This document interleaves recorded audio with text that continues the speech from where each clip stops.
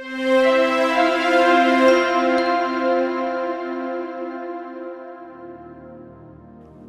The Lord. V ഷീൽഡിൻ്റെ പ്രേക്ഷകർക്ക്, ഞങ്ങളുടെ കേൾവിക്കാർക്ക് കർത്താവായ യേശു ക്രിസ്തുവിൻ്റെ നാമത്തിൽ ഈ എപ്പിസോഡിലേക്ക് സ്വാഗതം. പാസ്റ്റർ അനീഷ് വർഗീസ് അവറുകളെ കഴിഞ്ഞ നാളുകളിൽ പരിചയപ്പെട്ടു.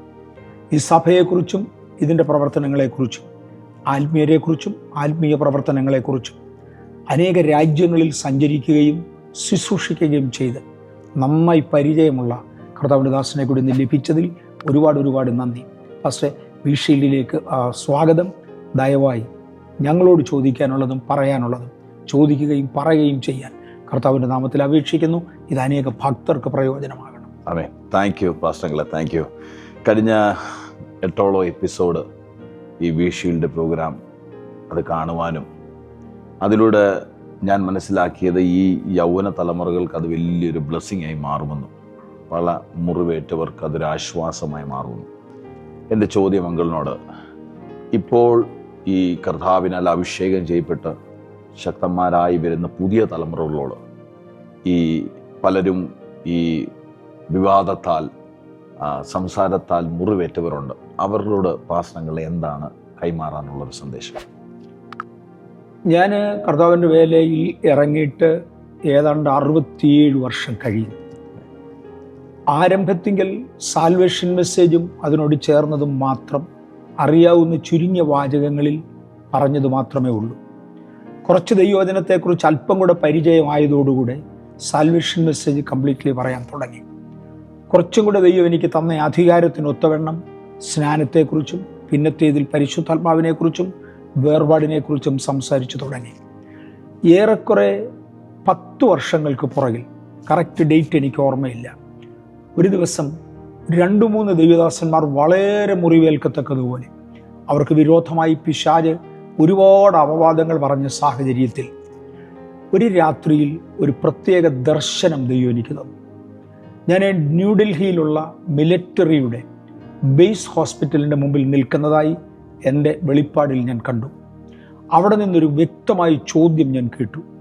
ഈ ലോകത്തിൻ്റെ ഭടന്മാർക്ക് മുറിവേറ്റാൽ അവരെ ചികിത്സിക്കാൻ വേണ്ടി രാജ്യങ്ങൾക്ക് ബേസ് ഹോസ്പിറ്റൽസ് ഉണ്ട്. കുറഞ്ഞപക്ഷം ഇന്ത്യയുടേത് എനിക്ക് നേരിട്ടറിയാം. ബേസ് ഹോസ്പിറ്റൽ എന്ന് പറഞ്ഞാൽ പ്രധാനപ്പെട്ട ഡോക്ടേഴ്സ് അവിടെ ആയിരിക്കുമെന്ന് നോക്കുന്നത്. മുറിവേറ്റ ഭടന്മാർ 8-10 മുറിവുകളും ഒടിവുകളും മറ്റുമായി മരണത്തോട് മല്ലിടുന്നവരെയാണ് ഈ ഹോസ്പിറ്റലുകളിലേക്ക് കൊണ്ടുവരുന്നത്. യുദ്ധസമയത്ത് കൊണ്ടുവരുന്നത്. പെട്ടെന്ന് അവരുടെ മുറിവുകൾ കെട്ടി അവർക്ക് കൊടുക്കാവുന്ന ഏറ്റവും നല്ല ട്രീറ്റ്മെൻറ്റ് കൊടുത്ത്, അതുകൊണ്ടാണ് ഏറ്റവും നല്ല ഡോക്ടേഴ്സിനെ അവിടെ നിയമിക്കുന്നത്. 3-4 മാസത്തിനകം തിരിച്ചവരെ യുദ്ധഭൂമിയിലേക്ക് കയറ്റി അയക്കുന്നതാണ് ആ ബേസ് ഹോസ്പിറ്റലിൻ്റെ പ്രമാണം. പരിശുദ്ധാത്മാവ് എന്നോട് ഈ ഒരു ചോദ്യം ചോദിച്ചു. ഈ ലോകത്തിൽ മുറിവേറ്റ ഭടന്മാരെ ചികിത്സിക്കേണ്ടതിന് ഒരു ബേസ് ഹോസ്പിറ്റലുണ്ട്. എൻ്റെ ഭടന്മാരിൽ ഒരുവന് മുറിവേറ്റാൽ ചോദിക്കാൻ ആരും ഇല്ലേ? അതിനുവേണ്ടി എന്തെങ്കിലും ഒന്ന് വേണം. നിശ്ചയമായും മുറിവേൽപ്പിക്കുന്നത് ശത്രുവാണ്. അപ്പോൾ ശത്രുവിനെ തടഞ്ഞു നിർത്താനുള്ള കഴിവ് ഹോസ്പിറ്റലിനില്ല. പക്ഷെ മുറിവേറ്റു വരുന്നവനെ ഒന്ന് തലോടാനെങ്കിലും, അവന് പറ്റിയ അബദ്ധത്തെക്കുറിച്ച് അല്ലെങ്കിൽ അവന് പറ്റിയ കേടിനെക്കുറിച്ച് സഹതപിക്കാനെങ്കിലും, ആ കേടിന് ഒക്കുന്നത്രയും ചികിത്സിക്കുവാൻ, അവനെ വേഗത്തിൽ സൗഖ്യത്തിലേക്ക് നടത്തുവാൻ കഴിയും. മുറിവേറ്റ ഭടന്മാരായ കർത്തൃദാസന്മാരെ ഒന്ന് ആശ്വസിപ്പിക്കുവാനും, ഇവനെക്കുറിച്ച് ഈ പറയുന്നത് കേവലം അപവാദം മാത്രമാണ്, അത് സത്യമല്ല എന്ന് വിശുദ്ധന്മാരെ ബോധ്യപ്പെടുത്തുവാനും അവർക്കൊരാശ്വാസം ഉണ്ടാക്കുവാനും വേണ്ടി എന്തെങ്കിലും ചെയ്യണം എന്നെനിക്ക് താല്പര്യമുണ്ടായിരുന്നു. മുറിവേറ്റ ഭക്തന്മാരായ പലരെയും പോയി കാണുവാനും അവരോട് ആശ്വാസത്തിൻ്റെ പദങ്ങൾ പറയുവാനും കർത്താവ് എനിക്ക് കൃപ തന്നു. ശത്രുവിൻ്റെ അടികൊണ്ട്, അക്ഷരീയമായി അടികൊണ്ട് മുറിവേറ്റ് കിടന്നവരും പോലീസ് പിടിച്ചുകൊണ്ടുപോയി പോലീസ് സ്റ്റേഷനിൽ പാർപ്പിച്ചവരുമായ ആളുകളെ പോയി കാണാനും അവരോട് കർത്താവിന് വേണ്ടിയാണല്ലോ, ഇതിനൊരു പ്രതിഫലമുണ്ട്, അതുകൊണ്ട് ധൈര്യമായിരിക്കുക എന്ന് പറഞ്ഞ് അവരെ ആശ്വസിപ്പിക്കാനും അവർക്ക് അത്യാവശ്യമുള്ളത് ചിലതൊക്കെ ചെയ്യുവാനും കർത്താവ് എനിക്ക് കൃപ തന്നിട്ടുണ്ട്. ആ കൃപയിൽ ഞാൻ നിന്നു. എന്തെങ്കിലും തുടർന്നും ചെയ്യണം എന്നെനിക്ക് താല്പര്യമുണ്ടായിരുന്നു. അങ്ങനെ ഇരിക്കുമ്പോഴാണ് ഈ ദിവസങ്ങളിൽ ഭയങ്കരമായി അപവാദങ്ങൾ മനുഷ്യന് ആത്മീയർക്ക് നേരെ പറഞ്ഞുണ്ടാക്കുന്നത്. പക്ഷേ ഞാൻ രക്ഷിക്കപ്പെടുന്നത് 1957. ഞാൻ 46 ജനിച്ചതാണ്. 57 ആകുമ്പോൾ എനിക്ക് 11 വയസ്സുണ്ട്. യെസ്. ആ 11ാം വയസ്സിലാണ് ഞാൻ രക്ഷിക്കപ്പെടുന്നത്. അന്ന് എന്നേക്കാൾ ഒത്തിരി ശ്രേഷ്ഠന്മാരും പ്രായമുള്ളവരുമായ ദൈവദാസന്മാർക്കെതിരെ യാതൊരു കാരണവുമില്ലാത്ത ഒരുപാട് അപവാദങ്ങൾ പറഞ്ഞുണ്ടാക്കുന്നത് ഞാൻ കണ്ടിട്ടുണ്ട്. യാതൊരു കാര്യവുമില്ലാതെ അപവാദങ്ങൾ പറയുന്നത് ഞാൻ കണ്ടിട്ടുണ്ട്. പ്രസംഗിക്കുന്ന ഇടത്ത് പോലും ആത്മീയരെന്ന് പേരുള്ളവർ കഴിയുമെങ്കിൽ വേറൊരു ആത്മീയനെ, ദൈവത്തിനു വേണ്ടി അദ്ദേഹത്തെക്കാൾ കൂടുതൽ പ്രയോജനപ്പെടുന്ന ഒരാളിനെ ഒന്ന് തട്ടിയേച്ചു പോകുന്നത് കണ്ടിട്ടുണ്ട്. ഒരാവശ്യമുള്ളതല്ല, കേൾക്കുന്നവർക്കെല്ലാം അറിയാം ഇവനെന്തോ അസൂയയുടെ പുറത്ത് പറയുന്നതാണ്, അതിൽ കവിഞ്ഞൊന്നുമില്ല. 2 അന്യഭാഷ കളിയാക്കി പറയുക, അവൻ പറയുന്ന ഒരു വാചകത്തെ ഒന്ന് കോട്ട് ചെയ്തുകൊണ്ട് ദുരർത്ഥത്തിൽ വ്യാഖ്യാനിക്കുക എന്നിങ്ങനെയുള്ളത് ഞാൻ കണ്ടിട്ടുണ്ട്. കാരണം ദൈവത്തോട് എതിർക്കുക എന്നൊരാശയം ലോകത്തിനുണ്ട്. ഇത് ആദ്യമേയൊക്കെ ക്രിസ്തീയ മണ്ഡലത്തിൽ തന്നെ പെന്തക്കോസ്തീതരുടെ കയ്യിൽ നിന്നാണ് ഞാൻ ആദ്യം കണ്ടതെങ്കിൽ തുടർന്ന് പെന്തക്കോസ്തുകാരിൽ തന്നെ അത്ര പെന്തക്കോസ്ത് അല്ലാത്ത ഒരുപാട് പേരുണ്ട്.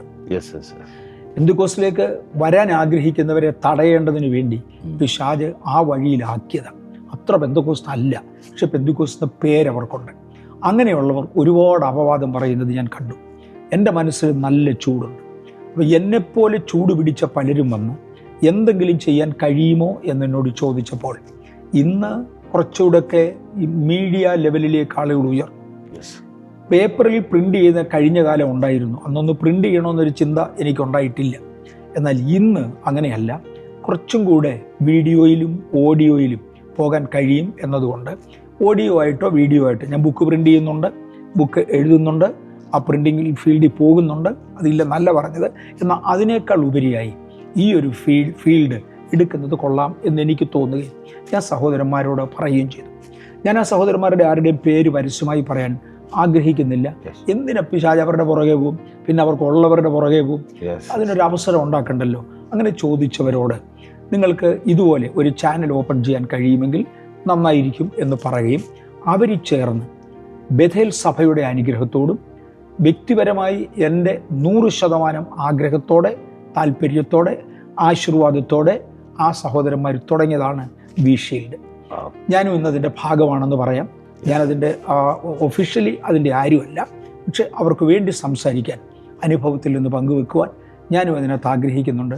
ഇതാണ് വീഷീൽഡ്. അമ്മേ, എനിക്ക് എൻ്റെ അങ്കിളെ ഒരു ചോദ്യമുണ്ട്. ഈ കഴിഞ്ഞ ദിവസങ്ങളിൽ ഈ ഇപ്പം യൂട്യൂബിലും ശക്തമായിട്ട് ഉപയോഗിക്കപ്പെടുന്നവരുടെ പേരിൽ ആക്ഷേപങ്ങൾ ഉയർന്നു. പക്ഷെ അതിനകത്ത് അവർ ആ യൂട്യൂബിനകത്ത് തന്നെ മറുപടിയുമായിട്ട് രംഗത്തിൽ വരുന്നു. അതൊരു മത്സരം പോലെ, അതൊരു യുദ്ധം പോലെ. പക്ഷേ അത് കാഴ്ചക്കാർക്ക് അത് വലിയൊരു നെഗറ്റീവ് എഫക്റ്റുകൾ ഉണ്ടാകുന്നുണ്ട്. അതിനെക്കുറിച്ച് ആ മുറിവേറ്റ ഭടന്മാർ അവർ പ്രതികരിക്കണോ അത് വേണ്ടായോ, അതിനെക്കുറിച്ചുള്ള ഒരു സജഷൻ ഒന്ന് പാസ്റ്റർ പറയണം. പക്ഷേ ഞാൻ പലപ്പോഴും ചില മറുപടികൾ പറയാറുണ്ട്. അത് പൊതുജനത്തെ ഉദ്ദേശിച്ചല്ല, എൻ്റെ ചർച്ചിലുള്ളവരെ ഉദ്ദേശിച്ച.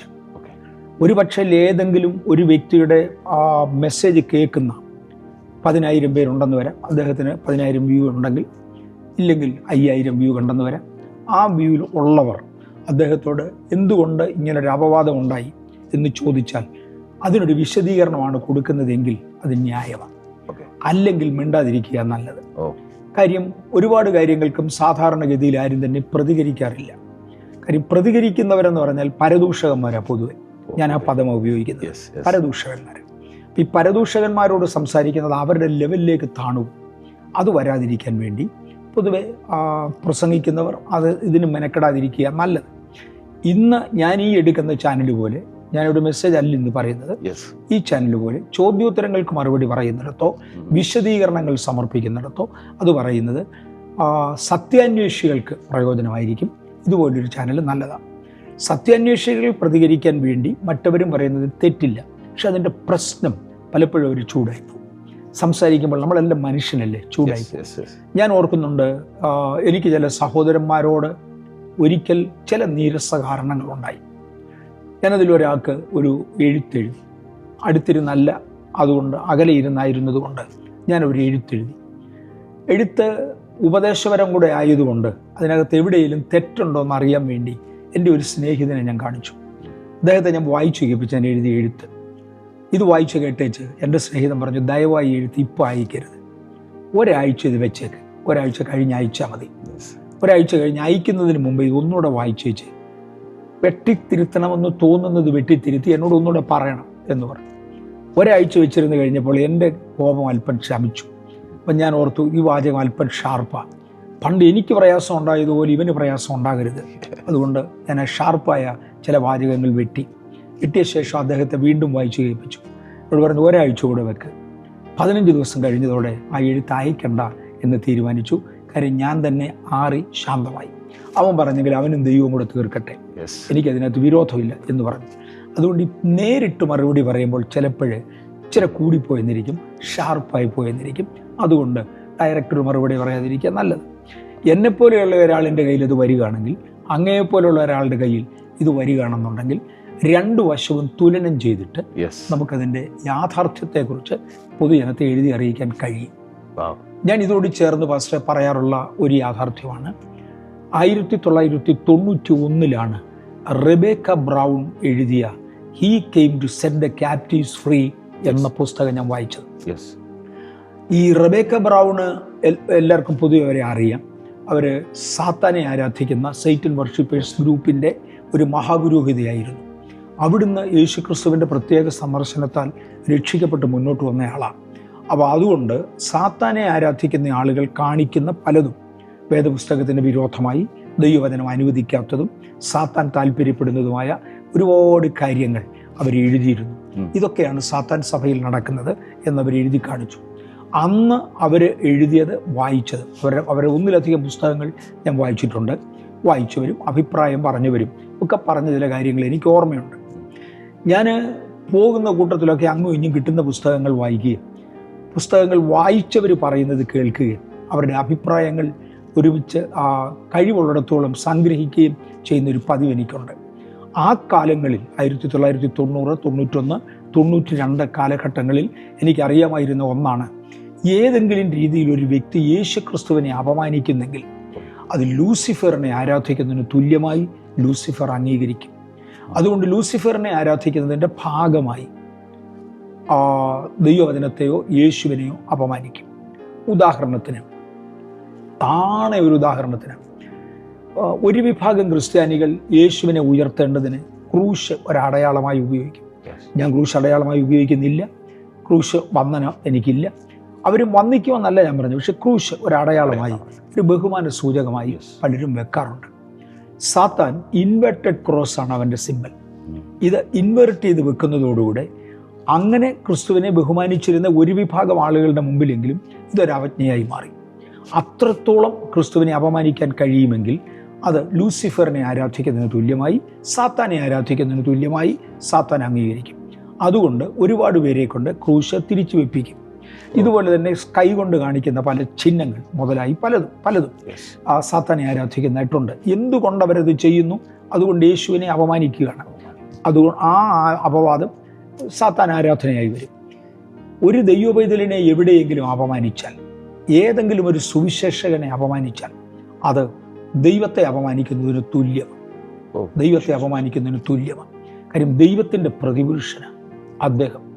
ഞാൻ ഓർക്കുന്നുണ്ട്, ഞാൻ പേര് പറയാൻ ആഗ്രഹിക്കുന്നില്ല, ബാംഗ്ലൂരിൽ നമ്മൾ ഇന്ന് സ്ഥിരമായി വിളിച്ചു വരുത്താറുള്ള അതിശക്തനായ ഒരു അഭിഷക്തൻ.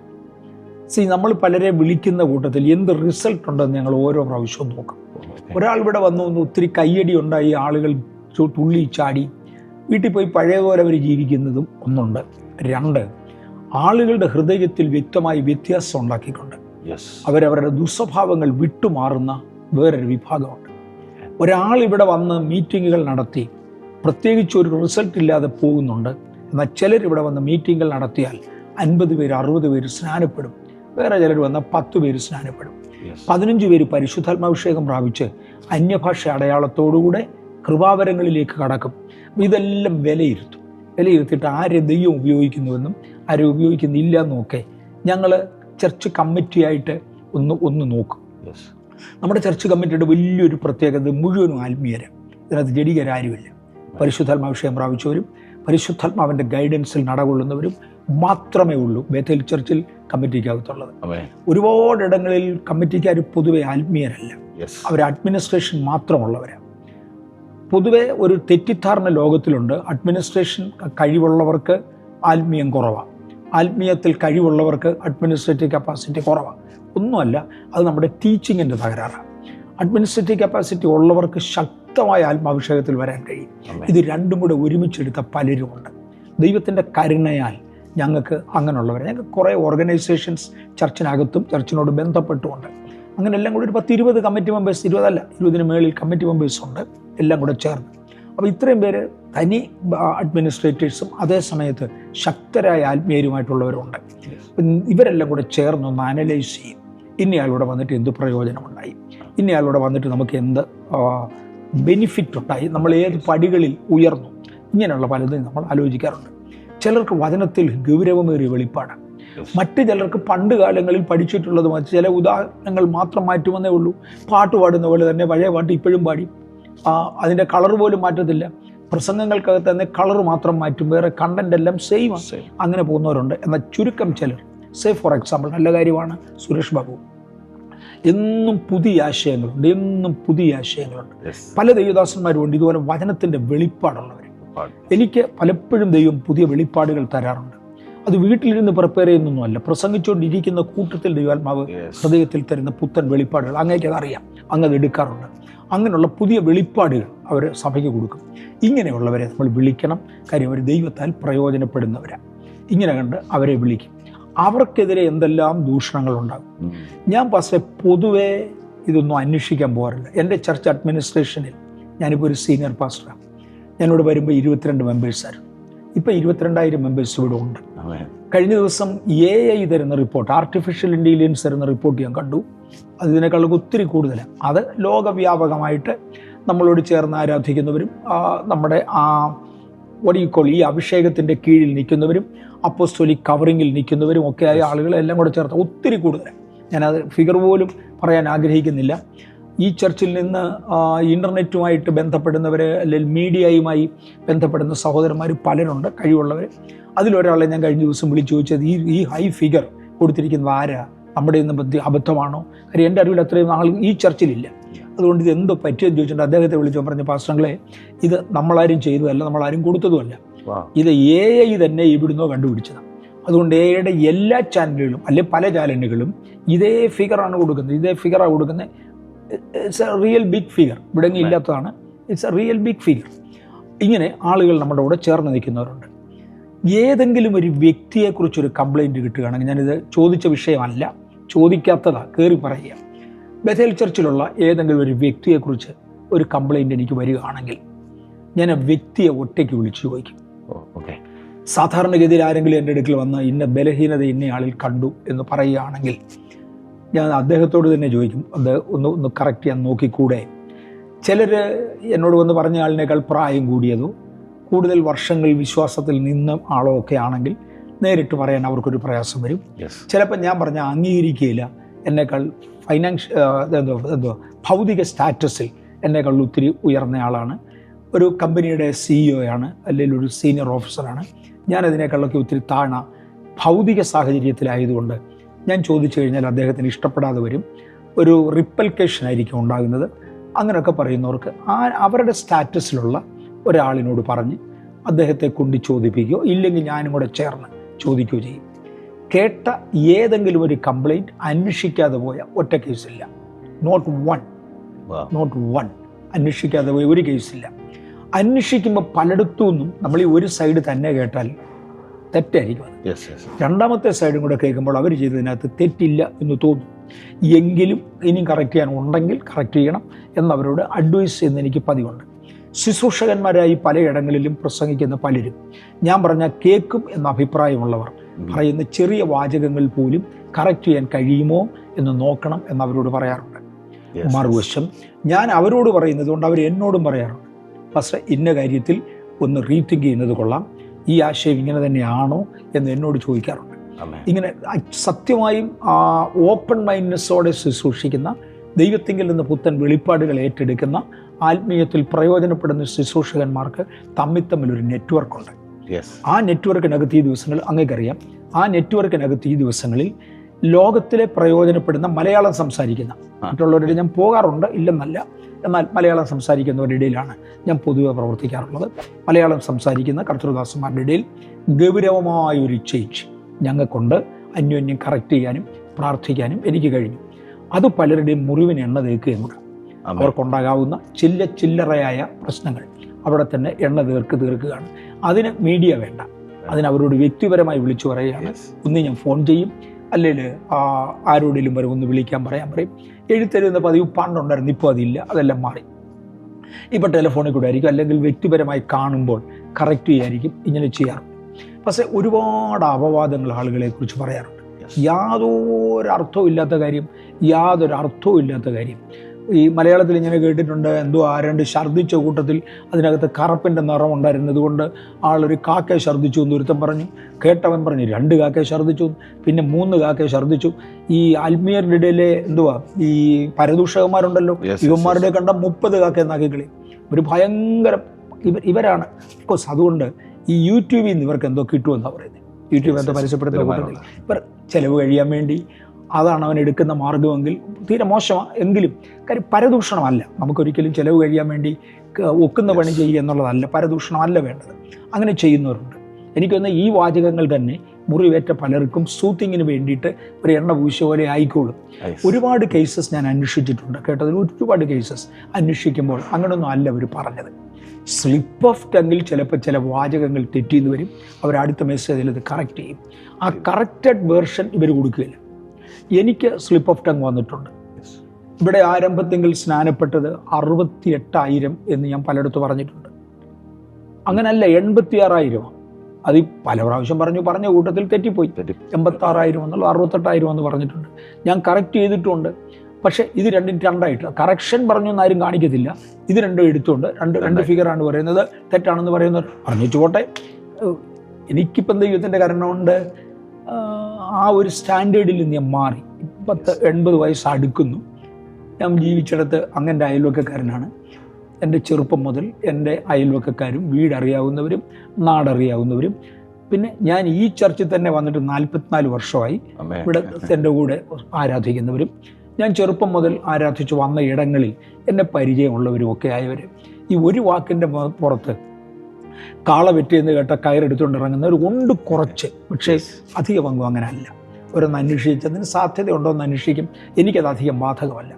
പക്ഷേ 5 വർഷമായി 4 വർഷമായി 10 വർഷമായി കർത്താവിൻ്റെ വേലയ്ക്ക് വേണ്ടി ഇറങ്ങി തിരിച്ചവരെക്കുറിച്ച് ഇതുപോലുള്ള അപവാദങ്ങൾ ഉണ്ടെങ്കിൽ അവരെക്കുറിച്ച് ഇതുപോലൊരു ദീർഘനാളത്തെ പരിചയമില്ലാത്തവർക്ക് സാക്ഷ്യം പറയാൻ ഒക്കത്തില്ല. ഇന്ന് കേൾക്കുന്നത് അധികവും അപവാദം. അതിനകത്ത് യാതൊരു സത്യവും ഉള്ളതല്ല. സാത്താനെ പ്രസാദിപ്പിക്കുക എന്ന ഒറ്റ ഉദ്ദേശത്തിൽ അവർ പറയുന്നത്. ഞാൻ പറഞ്ഞു, മറുവശം യൂട്യൂബിൽ നിന്ന് എന്തെങ്കിലും അവർക്ക് ഒരു ചെറിയ പ്രതിഫലം കിട്ടുമായിരിക്കും, അതും അവർ വാങ്ങി അനുഭവിക്കും. എന്നാൽ ഒന്നിനെക്കുറിച്ചും വിവരമില്ലാത്തവർ എൻ്റെ പേര് പത്രത്തിൽ വരണമെന്ന അഭിപ്രായമുള്ളത് കൊണ്ട് ചുമ്മാ ബഹളം വെക്കുന്ന ഒത്തിരി പേരുണ്ട്. അതുപോലെയുള്ളവർ കയറി കമൻ്റ് എഴുതും. അവരതിൻ്റെ നന്മയും അറിഞ്ഞതല്ല തിന്മയും അറിഞ്ഞതല്ല, ഇതുമായിട്ട് ഇവർക്ക് ബന്ധവുമില്ല. ഒരു പക്ഷേ അതിനകത്ത് പറയുന്ന പ്രസ്താവന 100% കേട്ടവർ പോലും ആയിരിക്കില്ല. ചുമ്മാ കയറി കമൻ്റ് ഇട്ട് വെച്ച് പോകുന്നവരുണ്ട്, തംസപ്പ് കാണിച്ചു വെച്ച് പോകുന്നവരുണ്ട്, നന്നായിരുന്നു എന്ന് പറയുന്നവരുണ്ട്. അത് ചുമ്മാ എൻ്റെ പേരും കൂടെ പത്രത്തിൽ വരണം, അതിനു വേണ്ടി മാത്രം ചെയ്യുന്നവരുണ്ട്. പക്ഷെ ഇവർ പോലും അറിയാതെ ഇവർ ലൂസിഫറിനെ ആരാധിക്കുക. പരിശുദ്ധാത്മാവിനെ നിന്ദിക്കുന്നത് കൊണ്ട് ഒരു വ്യക്തി ലൂസിഫറിനെ ആരാധിക്കുക ചെയ്യുന്നത്. ലൂസിഫർ ആരാധനയ്ക്ക് വേണ്ടി ഇവരെ കൊണ്ട് ചെയ്യിക്കും. ഈ ഹതഭാഗ്യവാന്മാർ നരകത്തിൽ പോകും. നമ്മുടെ വിശുദ്ധന്മാർ ഇത് അറിയുന്നില്ല, അറിയാതെ ചുമ്മാതെ കയറി. ഇതിനകത്ത് പലർക്കും ആത്മീയ വിഷയങ്ങൾ മനസ്സിലാകത്തില്ല.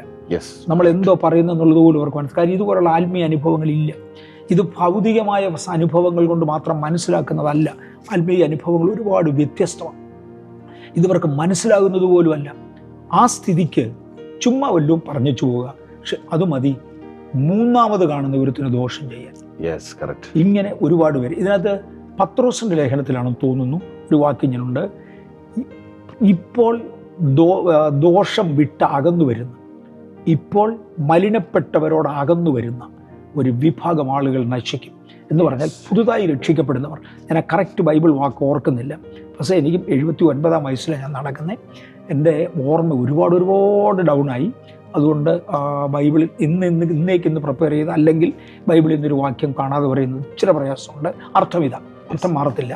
പുതുതായി രക്ഷിക്കപ്പെട്ടു വരുന്ന ആളുകൾക്ക് ഇത് ഒത്തിരി ദോഷം ചെയ്യും. അങ്ങനെയുള്ളവരെ തിരിച്ചയക്കാൻ വേണ്ടി ലൂസിഫറിൻ്റെ ഏജൻസായിട്ട് ഇവർ മാറുക ചെയ്യുന്നത്. ഇതിനകത്തുനിന്ന് ആളുകൾ മാറിയേ പറ്റൂ. ഞാൻ ഇന്ന് കർത്താവിന്റെ ദാസനോട് സംസാരിക്കുന്നെങ്കിലും എന്നെ കേൾക്കുന്നവർ, നിങ്ങളെ കൊണ്ട് ഒക്കുന്നിടത്ത് ആത്മീയരെന്ന് ബോധമുള്ളവർക്ക് ഇങ്ങനെയുള്ള കാര്യങ്ങൾ ദയവായി ഫോർവേഡ് ചെയ്ത് കൊടുക്കുകയും നിങ്ങളെ കൊണ്ട് എന്ത് ചെയ്യാൻ കഴിയും അത് ഫോർവേഡ് ചെയ്യാൻ വേണ്ടി ചെയ്യണം. കാര്യം കർത്താവിൻ്റെ വരെ വളരെ അടുത്തിരിക്കുന്ന ഈ കാലഘട്ടത്തിൽ കഴിയുമെങ്കിൽ ഒരു എരിയുന്ന കൊള്ളിയെ തീയിൽ നിന്ന് വലിച്ചെടുക്കാൻ കഴിയുമെങ്കിൽ വലിച്ചെടുക്കണം. അതിനുവേണ്ടി നമ്മൾ ഒരുമിച്ച് പ്രവർത്തിക്കണം. നിങ്ങൾ എൻ്റെ അറിവ് ഞാൻ ഓർക്കുന്നുണ്ട്. ഈ ബഥേലിൻ്റെ ഭാഗമായിട്ട് നിൽക്കാത്ത അഭിഷക്തന്മാർക്ക് വേണ്ടി പാസ്റ്റർ സംസാരിച്ചിട്ടുണ്ട്. അവരുടെ പല കുടുംബ വിഷയത്തിൽ പാസ്റ്റർ ഇടപെട്ടിട്ടുണ്ട്. അത് കറക്റ്റാക്കാൻ ഉള്ള ശ്രമങ്ങൾ നടത്തിയിട്ടുണ്ട്. എൻ്റെ ചോദ്യം, ഇപ്പം നമ്മുടെ ഭാഗമാകാതെ ഒത്തിരി അനേക യൗവനക്കാരിപ്പോൾ ഇറങ്ങിയിട്ടുണ്ട്. പലരും എനിക്കറിയാവുന്നവർ ഈ വിഷയത്തിൽ ഭാരപ്പെടുന്നവരുണ്ട്. അങ്ങനെയുള്ളവർക്ക് ഒരു ഫാദർ ഫിഗറായിട്ട് അവരെപ്പോഴും തരുന്നൊരു ഫാദർ ഫിഗറിനെ, കാരണം ഒരു വാക്കിനാൽ രണ്ട് വാക്കിനാൽ ചിലർ സംശയിച്ചിട്ട് ചിലർ അവരെ വിലയിരുത്തുന്നുണ്ട്. അങ്ങനെ ഒരു പ്രത്യേക വിഷയത്തിൽ കഴിഞ്ഞ ഈ എൻ്റെ യാത്രകളിൽ പലരും ഇങ്ങനെ വിളിച്ചു പറഞ്ഞതിൽ ചിലരെന്നെ തെറ്റിദ്ധരിച്ചിട്ടുണ്ട്. പക്ഷേ ആ സമയത്ത് എനിക്ക് കാവലായ ചില ഫാദർ ഫിഗറായിരുന്നു. അങ്ങനെ ഒരു ഫാദർ ഫിഗറായിട്ട് ചിലരെ പാസ്റ്ററിന് ഒന്ന് വന്നാൽ പാസ്റ്റർ ഒരു കവറിങ് അല്ലെ ഒരു പാസ്റ്റർ ഒരു ബ്ലസ് വാക്ക് അങ്ങനെയുള്ളവർക്ക് നിശ്ചയമായി ഞാൻ അവർക്ക് വേണ്ടി പ്രാർത്ഥിക്കുകയും അവരോട് സംസാരിക്കുകയും അവർക്ക് അവരുടെ വശം കേട്ട്, ഞാൻ ഒരു വശം കേൾക്കാതെ അവരവരുടെ വശം കേൾക്കാതെ ആരെക്കുറിച്ച് ഒരു കൺക്ലൂഷൻ വരത്തില്ല. അവരുടെ വശം കേട്ട ശേഷം അതിൻ്റെ ന്യായീകരണം എന്തുവാണെന്ന് അവർക്ക് അങ്ങോട്ട് പറഞ്ഞു കൊടുത്ത്, അഥവാ തെറ്റിപ്പോയി എന്ന് എനിക്ക് തോന്നിയാൽ ബ്രദറെ ദൈവത്തോട് ക്ഷമ പറ, ഏറ്റുപറ, കറക്റ്റ് ചെയ്യ്, ദൈവസന്നിധിയിൽ വാ, ഇതുകൊണ്ട് ബ്രദർ നഷ്ടപ്പെട്ടിട്ടില്ല എന്ന് പറയും. നഷ്ടപ്പെടത്തക്കവൾ ചെയ്തവരാണെങ്കിൽ ഒരിക്കലും ഞാൻ പിന്നെ ഒന്നും പറയത്തില്ല. നഷ്ടപ്പെട്ടു, പിന്നെ എനിക്കൊന്നും ചെയ്യാനൊക്കത്തില്ല. ചത്ത് കഴിഞ്ഞ ഒരു കേസിന് പിന്നെ ചികിത്സിച്ചിട്ട് കാര്യമില്ല. ചാകാത്തതാണെങ്കിൽ നിശ്ചയമായിട്ടും ഹോപ്പുള്ളതാണെങ്കിൽ ചെയ്യാൻ ഞാൻ ആഗ്രഹിക്കുന്നു. ഒരുപാട് സമയം ഞാൻ അതിനുവേണ്ടി എടുക്കുന്നുണ്ട്. എനിക്ക് എൻ്റെ ടെലിഫോൺ 24 hours ഓണാണ്, അൺലെസ് ഒരു മീറ്റിങ്ങിലല്ലെങ്കിൽ. ഇപ്പം നമ്മൾ ഈ മീറ്റിങ്ങിലിരിക്കുകയാണ്, എൻ്റെ ഫോൺ ഓഫ് ചെയ്ത് വെച്ചിരിക്കുക. ഞാൻ ബാത്റൂമിൽ കുളിക്കാൻ കയറുമ്പോൾ, ടോയ്ലറ്റിൽ പോകുമ്പോൾ എൻ്റെ ഫോൺ ഓണാണ്, എൻ്റെ കൂടെ കൊണ്ടുപോകും. എത്രയോ പ്രാവശ്യം ചെവിയിൽ സോപ്പ് പുരട്ടിയിരിക്കുന്ന സമയത്ത് കോൾ വരുമ്പോൾ പെട്ടെന്ന് ഒരു ചെവി തന്നെ ഒന്ന് കഴുകി എൻ്റെ ടവൽ കൊണ്ട് കൈയും ആ ചെവിയും കൂടെ തുടച്ച് ഫോൺ എടുത്ത് അറ്റൻഡ് ചെയ്തിട്ടുണ്ട്. എത്രയോ പ്രാവശ്യം ബാത്റൂമിൽ വെച്ച് ഞാൻ ഒരിക്കലും വിടത്തില്ല. കാരണം എനിക്കിന്ന് അധികം സ്ഥലങ്ങളിൽ പോകാനും യാത്ര ചെയ്യാനും കഴിയുന്നില്ല. എൻ്റെ ശരീരത്തിൻ്റെ ആരോഗ്യക്കുറവുണ്ട്. ഞാൻ ഒരുപാട് ദൂരം യാത്ര ചെയ്തിട്ടുണ്ട് പാസ്റ്ററെ, ഒരുപാട് ദൂരം യാത്ര ചെയ്തിട്ടുണ്ട്. എനിക്ക് 70 വയസ്സ് തികയുന്ന സമയത്താണെന്ന് തോന്നുന്നു. ഇപ്പോൾ 79 70 വയസ്സ് തികയുന്ന സമയത്താണെന്ന് തോന്നുന്നു, അതോ 65 ഞാൻ കറക്റ്റ് ഓർക്കുന്നില്ല. അന്ന് ഞാൻ എന്തും വേണ്ടിയും യാത്ര ചെയ്തിട്ടുണ്ട്, ഫ്ലൈ ചെയ്തിട്ടുണ്ടെന്ന് കാണാനായിട്ട് ഈ ചർച്ചിൻ്റെ ഓഫീസിൽ നിന്ന് എൻ്റെ പാസ്പോർട്ടെല്ലാം കൂടെ വാങ്ങിച്ച് അതിലടിച്ചിരിക്കുന്ന സീല്, അമേരിക്കൻ സീൽ എത്രയുണ്ട്, ആ രാജ്യത്തിൻ്റെ സീൽ എത്രയുണ്ട്, ഈ രാജ്യത്തിൻ്റെ സീൽ എത്രയുണ്ട് എന്ന് നോക്കി ആ ദൂരം കണക്ക് കൂട്ടിയിട്ട് ചന്ദ്രനിൽ വരെ പോയി വരാനുള്ളതിൻ്റെ 7 ഇരട്ടി അന്ന് റെക്കോർഡ് ചെയ്ത് എനിക്ക് ഓർമ്മയുണ്ട്. ചന്ദ്രനിൽ വരെ പോയി വരാനുള്ള ദൂരത്തിൻ്റെ 7 ഇരട്ടി അതിനോടകം യാത്ര ചെയ്തിട്ട് എനിക്കുണ്ട്. പിന്നെ എത്രയോ വർഷങ്ങൾ പോയി. ഇന്ന് എനിക്ക് അത്ര യാത്ര ചെയ്യാൻ പറ്റുന്നില്ല. കാര്യം ഒത്തിരി ലിമിറ്റേഷൻസ് ഉണ്ട്, ശരീരത്തിൻ്റെ ആകാഴികകളുണ്ട്. രാത്രികളിൽ എനിക്ക് ഉറക്കം പൊതുവെ കുറവാണ്. കാരണം എൻ്റെ മനസ്സിൽ ഇപ്പോഴും ഇടപെടുന്ന എന്തെങ്കിലും ഒരു ദൈവാലോചന കാണും. ഞാൻ അത് ധ്യാനിക്കുകയായിരിക്കും. അത് എൻ്റെ ഭാഗങ്ങൾ എഴുതി വെക്കും. അങ്ങനെയൊക്കെ പാതിരാത്രി 2 മണിക്കും 3 മണിക്കും ഒക്കെ ദൈവാത്മാവ് എനിക്കൊരു വാക്യം തന്നാൽ ഞാൻ ഉടനെ എഴുന്നേറ്റ് അത് എഴുതി വെക്കും. പിന്നെ അതിൻ്റെ മേളിൽ ഒരു ആലോചന ദൈവം ഡെവലപ്പ് ചെയ്ത് തരും. ഇങ്ങനെയൊക്കെയാണ് സഭ വളരുന്നത്. സഭ വളരുന്നത് മാത്രമല്ല, ഒരുപാട് ഇടങ്ങളിൽ ഒരു അപ്പസ്തോലിക് കവറേജിൽ പോകാനായിട്ട് ദൈവത്തിൻ്റെ കരുണയാൽ എനിക്ക് സാധിച്ചിട്ടുണ്ട്. ഇങ്ങനെ ഞാൻ ചെയ്തു. അമ്മേ, ഈ കഴിഞ്ഞ ദിവസം വേദനകരമായ ഒരു അനുഭവം എറണാകുളത്തേക്ക് കേൾക്കാനായി. നമുക്ക് പല ജനറേഷനും വലിയൊരു ഒരു മാതൃകയാണ് പാസ്റ്റർ PG വർഗീസ് അങ്കിൾ. അദ്ദേഹം ഒരു എനർജിയാണ്. ഈ പ്രായത്തിലും അദ്ദേഹത്തിൻ്റെ എനർജി സത്യം പറഞ്ഞാൽ എൻ്റെ ലൈഫിലൊക്കെ ഭയങ്കര ബ്ലെസ്സിങ് ആണ് അങ്കിൾ. ആ അങ്കിളിനെ കുറിച്ചൊരു ഭയങ്കര അപവാദം നമ്മുടെ കേരളത്തിൻ്റെ എറണാകുളം പട്ടണത്തിൽ നിന്ന് അങ്കിളിൻ്റെ ഒരു ഡാൻസിനെ കുറിച്ച്, അങ്കിളിൻ്റെ ആരാധനയെക്കുറിച്ച് ഉയർന്നു.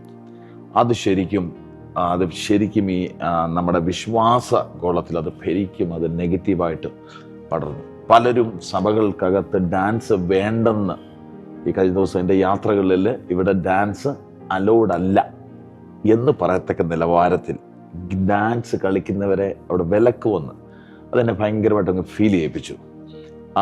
ഈ ആരാധന എന്ന ആ ഡാൻസ് എന്നുള്ള വിഷയത്തിൽ അങ്കിളിന് എന്താ പറയാനുള്ളത്? ഡോക്ടർ PG വർഗീസിൻ്റെ പേര് വന്നാൽ എന്നെപ്പോലെ ഒരുത്തൻ കമൻ്റ് ചെയ്യാൻ ആരുമല്ല. കാരണം അദ്ദേഹം കർത്താവിലേക്ക് നടത്തിയിട്ടുള്ള ആളുകളുടെ എണ്ണം എടുത്താൽ ഈ വാചകം അടിക്കുന്നവർ അതിൻ്റെ അയലോക്കത്തോടെ വരത്തില്ല. ഒരിക്കല് ഒരു കോട്ടയം പട്ടണത്തിൽ ഇൻകം ടാക്സ് ഓഫീസറോട് ഒരു മനുഷ്യൻ, അദ്ദേഹത്തിൻ്റെ ഇൻകം ടാക്സിൻ്റെ എന്തോ ക്രമക്കേടിൽ അദ്ദേഹത്തെ പിടിച്ച ഇൻകം ടാക്സ് ഓഫീസർ ചോദ്യം ചെയ്യുമ്പോൾ അയാൾ തിരിച്ചു ചോദിച്ചെന്നാ പറയുന്നത്, പാസ്റ്റർ PM ഫിലിപ്പിൻ്റെ അക്കൗണ്ട് നിങ്ങൾ എന്താ ഒന്ന് ചെക്ക് ചെയ്യാത്തത്? ഈ മനുഷ്യൻ PM ഫിലിപ്പുമായിട്ട് ബന്ധപ്പെട്ട ആളാണ്, അവന് ആത്മീയ ബന്ധമുള്ള ആളാണ്. അതുകൊണ്ടാണ് ചോദിച്ചത്, PM ഫിലിപ്പിൻ്റെ അക്കൗണ്ട് നിങ്ങൾ എന്താ വന്ന് നോക്കാൻ ചെന്ന്. ആ ഇൻകം ടാക്സ് ഓഫീസർ നേരെ പറഞ്ഞ വാചകം, ഇവിടെ PM ഫിലിപ്പ് സാറിൻ്റെ പട്ടിയുടെ വിലയുള്ളവൻ ചോദിക്കട്ടാ, അതിനകത്തൊരു മര്യാദയുണ്ട്, കേരള GPയിൽ എന്ന് പറഞ്ഞ് ഇവനെ പിടിച്ച് കയറ്റി എന്ന് കേട്ടിട്ടുണ്ട്. PG വർഗീസിനോട് അടുത്തു വരാൻ ഞാൻ ആ മറ്റേ പദം ഉപയോഗിക്കുന്നില്ല, ഒരു ആത്മീയനായി പോയതുകൊണ്ട് ആ പദം ഉപയോഗിക്കുന്നില്ല. PG വർഗീസിൻ്റെ അയലോക്കത്തോടെ വരാൻ 1000 പേരെ PG വർഗീസ് കർത്താവിലേക്ക് നടത്തിയപ്പോൾ ഇവൻ 10 പേരെ നടത്തിയിട്ടില്ല. അപ്പം PG വർഗീസിനെ കുറിച്ച് ചോദിക്കാൻ ആരാ? നമ്പർ 1. ഇനി നമ്പർ 2, അതുകൊണ്ട് ഞാനും കമൻ്റ് ചെയ്യാൻ ആഗ്രഹിക്കുന്നില്ല. ഞാൻ PG വർഗീസിനോട് ഈ വിഷയത്തെക്കുറിച്ച് സംസാരിച്ചിട്ടില്ല. എന്നാൽ ഞാൻ സ്കൂളിൽ പഠിച്ചിരുന്ന കാലത്തൊരു നിയമം ഉണ്ടായിരുന്നു, രാവിലെ സാറ് വരുന്ന ഉടനെ സല്യൂട്ട് ചെയ്യും, കണ്ടാൽ ഉടനെ സല്യൂട്ട് ചെയ്യും. അതിനകത്തൊരു പ്രശ്നമില്ല. ഞാൻ ഈ ചർച്ച് മിനിസ്ട്രിയിലൊക്കെ വന്ന ശേഷം ഒത്തിരി കേസുകൾ ഇതിനെതിരെ ഉണ്ടായി. പിശാച് ഒരിടത്തൂടെ തന്നെയല്ല വർക്ക് ചെയ്യുന്നത്, ഇങ്ങനെ അപവാദിയെ കൊണ്ട് എഴുതിക്കുന്നത് തന്നെയല്ല, കുറച്ചുകൂടെ കഴിവുള്ളവനെ കൊണ്ട് അഡ്വക്കേറ്റിനെ വിട്ട് നോട്ടീസ് അയപ്പിക്കും, കോടതി പോകും. കോടതി ചെല്ലുമ്പോൾ എത്ര കേസുണ്ട്, ഇന്നും പലത് നിലവിലുണ്ട്. കോടതി ചെല്ലുന്ന സമയത്ത് ജഡ്ജ് വന്നാൽ ഉടനെ എഴുന്നേറ്റ് നിൽക്കണം, അദ്ദേഹത്തിന് ഗുഡ് മോർണിംഗ് പറയണം എന്നുണ്ട്. എല്ലാവരും എഴുന്നേക്കും. അന്നേരത്ത് ഫോൺ ഓൺ ചെയ്യരുത്, ആരും ഓൺ ചെയ്യത്തില്ല. ഇതെല്ലാം നന്നായിട്ട് ചെയ്യും. ഇതിനൊന്നും ആർക്കും ഒരു കംപ്ലൈൻറ്റും എനിക്കുമില്ല. ബൈബിളിൽ പറയുന്നത് ദൈവത്തെ ആരാധിക്കാൻ വരുമ്പോൾ നൃത്തത്തോടും സംഗീതത്തോടും കൂടെ വരികയെന്നാണ്. ഇവർ ഒരു പ്രാവശ്യം വായിച്ചവനാണെങ്കിൽ നൃത്തം ചേരുന്നൊരു പദം പറയാൻ ഒക്കത്തില്ല. അത് പഴയ നിയമത്തിലാണെന്ന് പറയാം. പഴയ നിയമത്തിൽ വേറെ ദൈവമായിരുന്നു. ദൈവമല്ല, ദൈവം തന്നെയാണ്. ദൈവത്തിന് തൻ്റെ സ്വഭാവം ത്യജിക്കാൻ ഒക്കത്തില്ല. അങ്ങോട്ടും ഇങ്ങോട്ടും ഒക്കെ വ്യത്യാസങ്ങൾ കാണും, പക്ഷേ ദൈവത്തിന് ഒരിക്കലും തൻ്റെ സ്വഭാവം ത്യജിക്കാൻ ഒക്കത്തില്ല. പാട്ടോടും നൃത്തത്തോടും കൂടെ ദൈവസന്നിധിയിൽ വരിക നല്ലത്. അവൻ്റെ പ്രാകാരങ്ങളിൽ സ്തുതിയോടെ വരണം, അവൻ്റെ ആലയത്തിൽ നൃത്തത്തോടെ വരണം. ഇതാ ദൈവവചനത്തിൻ്റെ പ്രമാണം. അപ്പം നൃത്തം ചെയ്യരുതെന്ന് ഒരുത്തം പറഞ്ഞെങ്കിൽ, ഞാനിത് ആദ്യം കേൾക്കുക, അത് അങ്ങനെ പറഞ്ഞെങ്കിൽ PG വർഗീസിനെ കളിയാക്കാനായിട്ട് പിശാച് ഒരുത്തനോട് പറഞ്ഞു കാണും. പക്ഷേ കളിയാക്കാൻ അതിനകത്ത് എന്തിരിക്കുന്നു? നൃത്തം ചെയ്യണമെന്നുള്ളത് നല്ല കാര്യമാണ്. ഞാൻ ഓർക്കുന്നുണ്ട്, ഇന്ത്യൻ എയർഫോഴ്സിലായിരിക്കുന്ന സമയത്ത് ഒരിക്കൽ ഞങ്ങളുടെ ഒരു പോലീസ് ഓഫീസർ, എയർഫോഴ്സിലെ പോലീസ് ഓഫീസർ, വലിയ ഹൈ റാങ്കൊന്നുമല്ല, അദ്ദേഹം ഇങ്ങനെ പറഞ്ഞിരുന്നു, ഈ ഏരിയയിലെങ്ങും ആരും നിൽക്കരുത്, റോഡിൽ ഇവിടെയെങ്ങും ആരും നിൽക്കരുത്, എല്ലാവരും ഇവിടെ നിന്ന് എവിടെയെങ്കിലും പോക്കണം.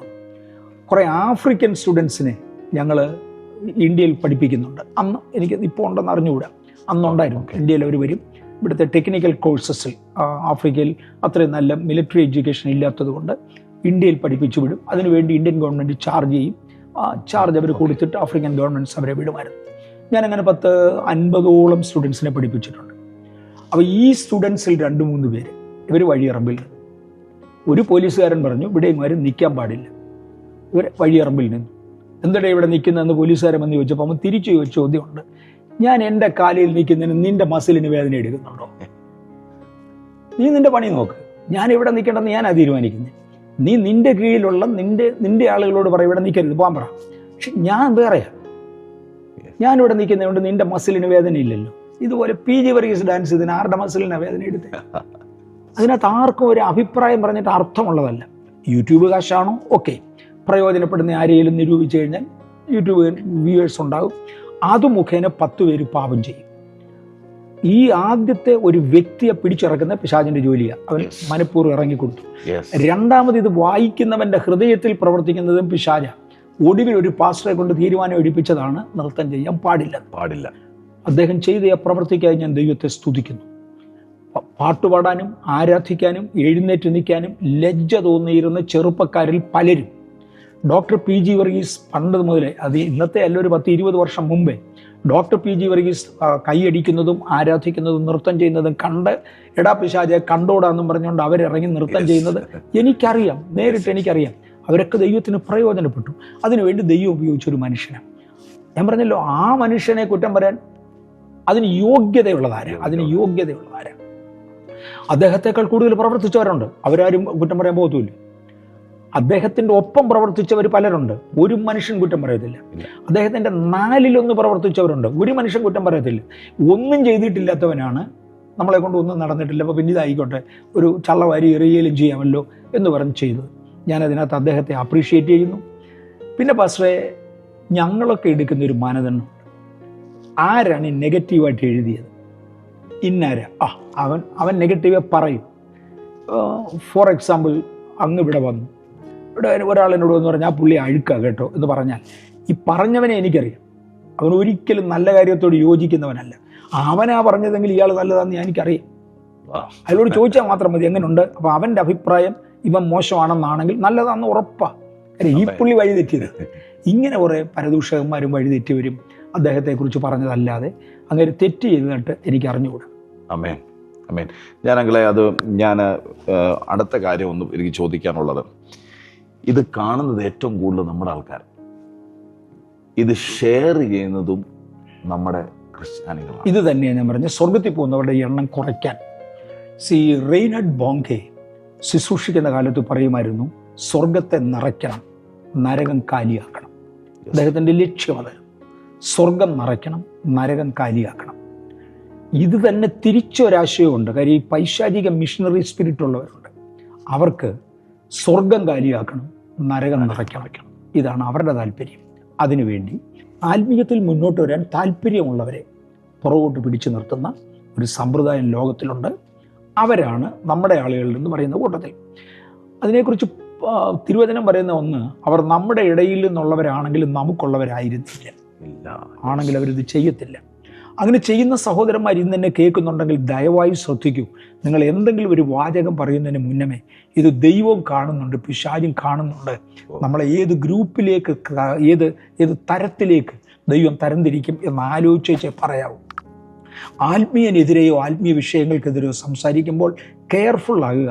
എന്തിനാ ചുമ്മാ നരകത്തിൽ പോകുന്നത്?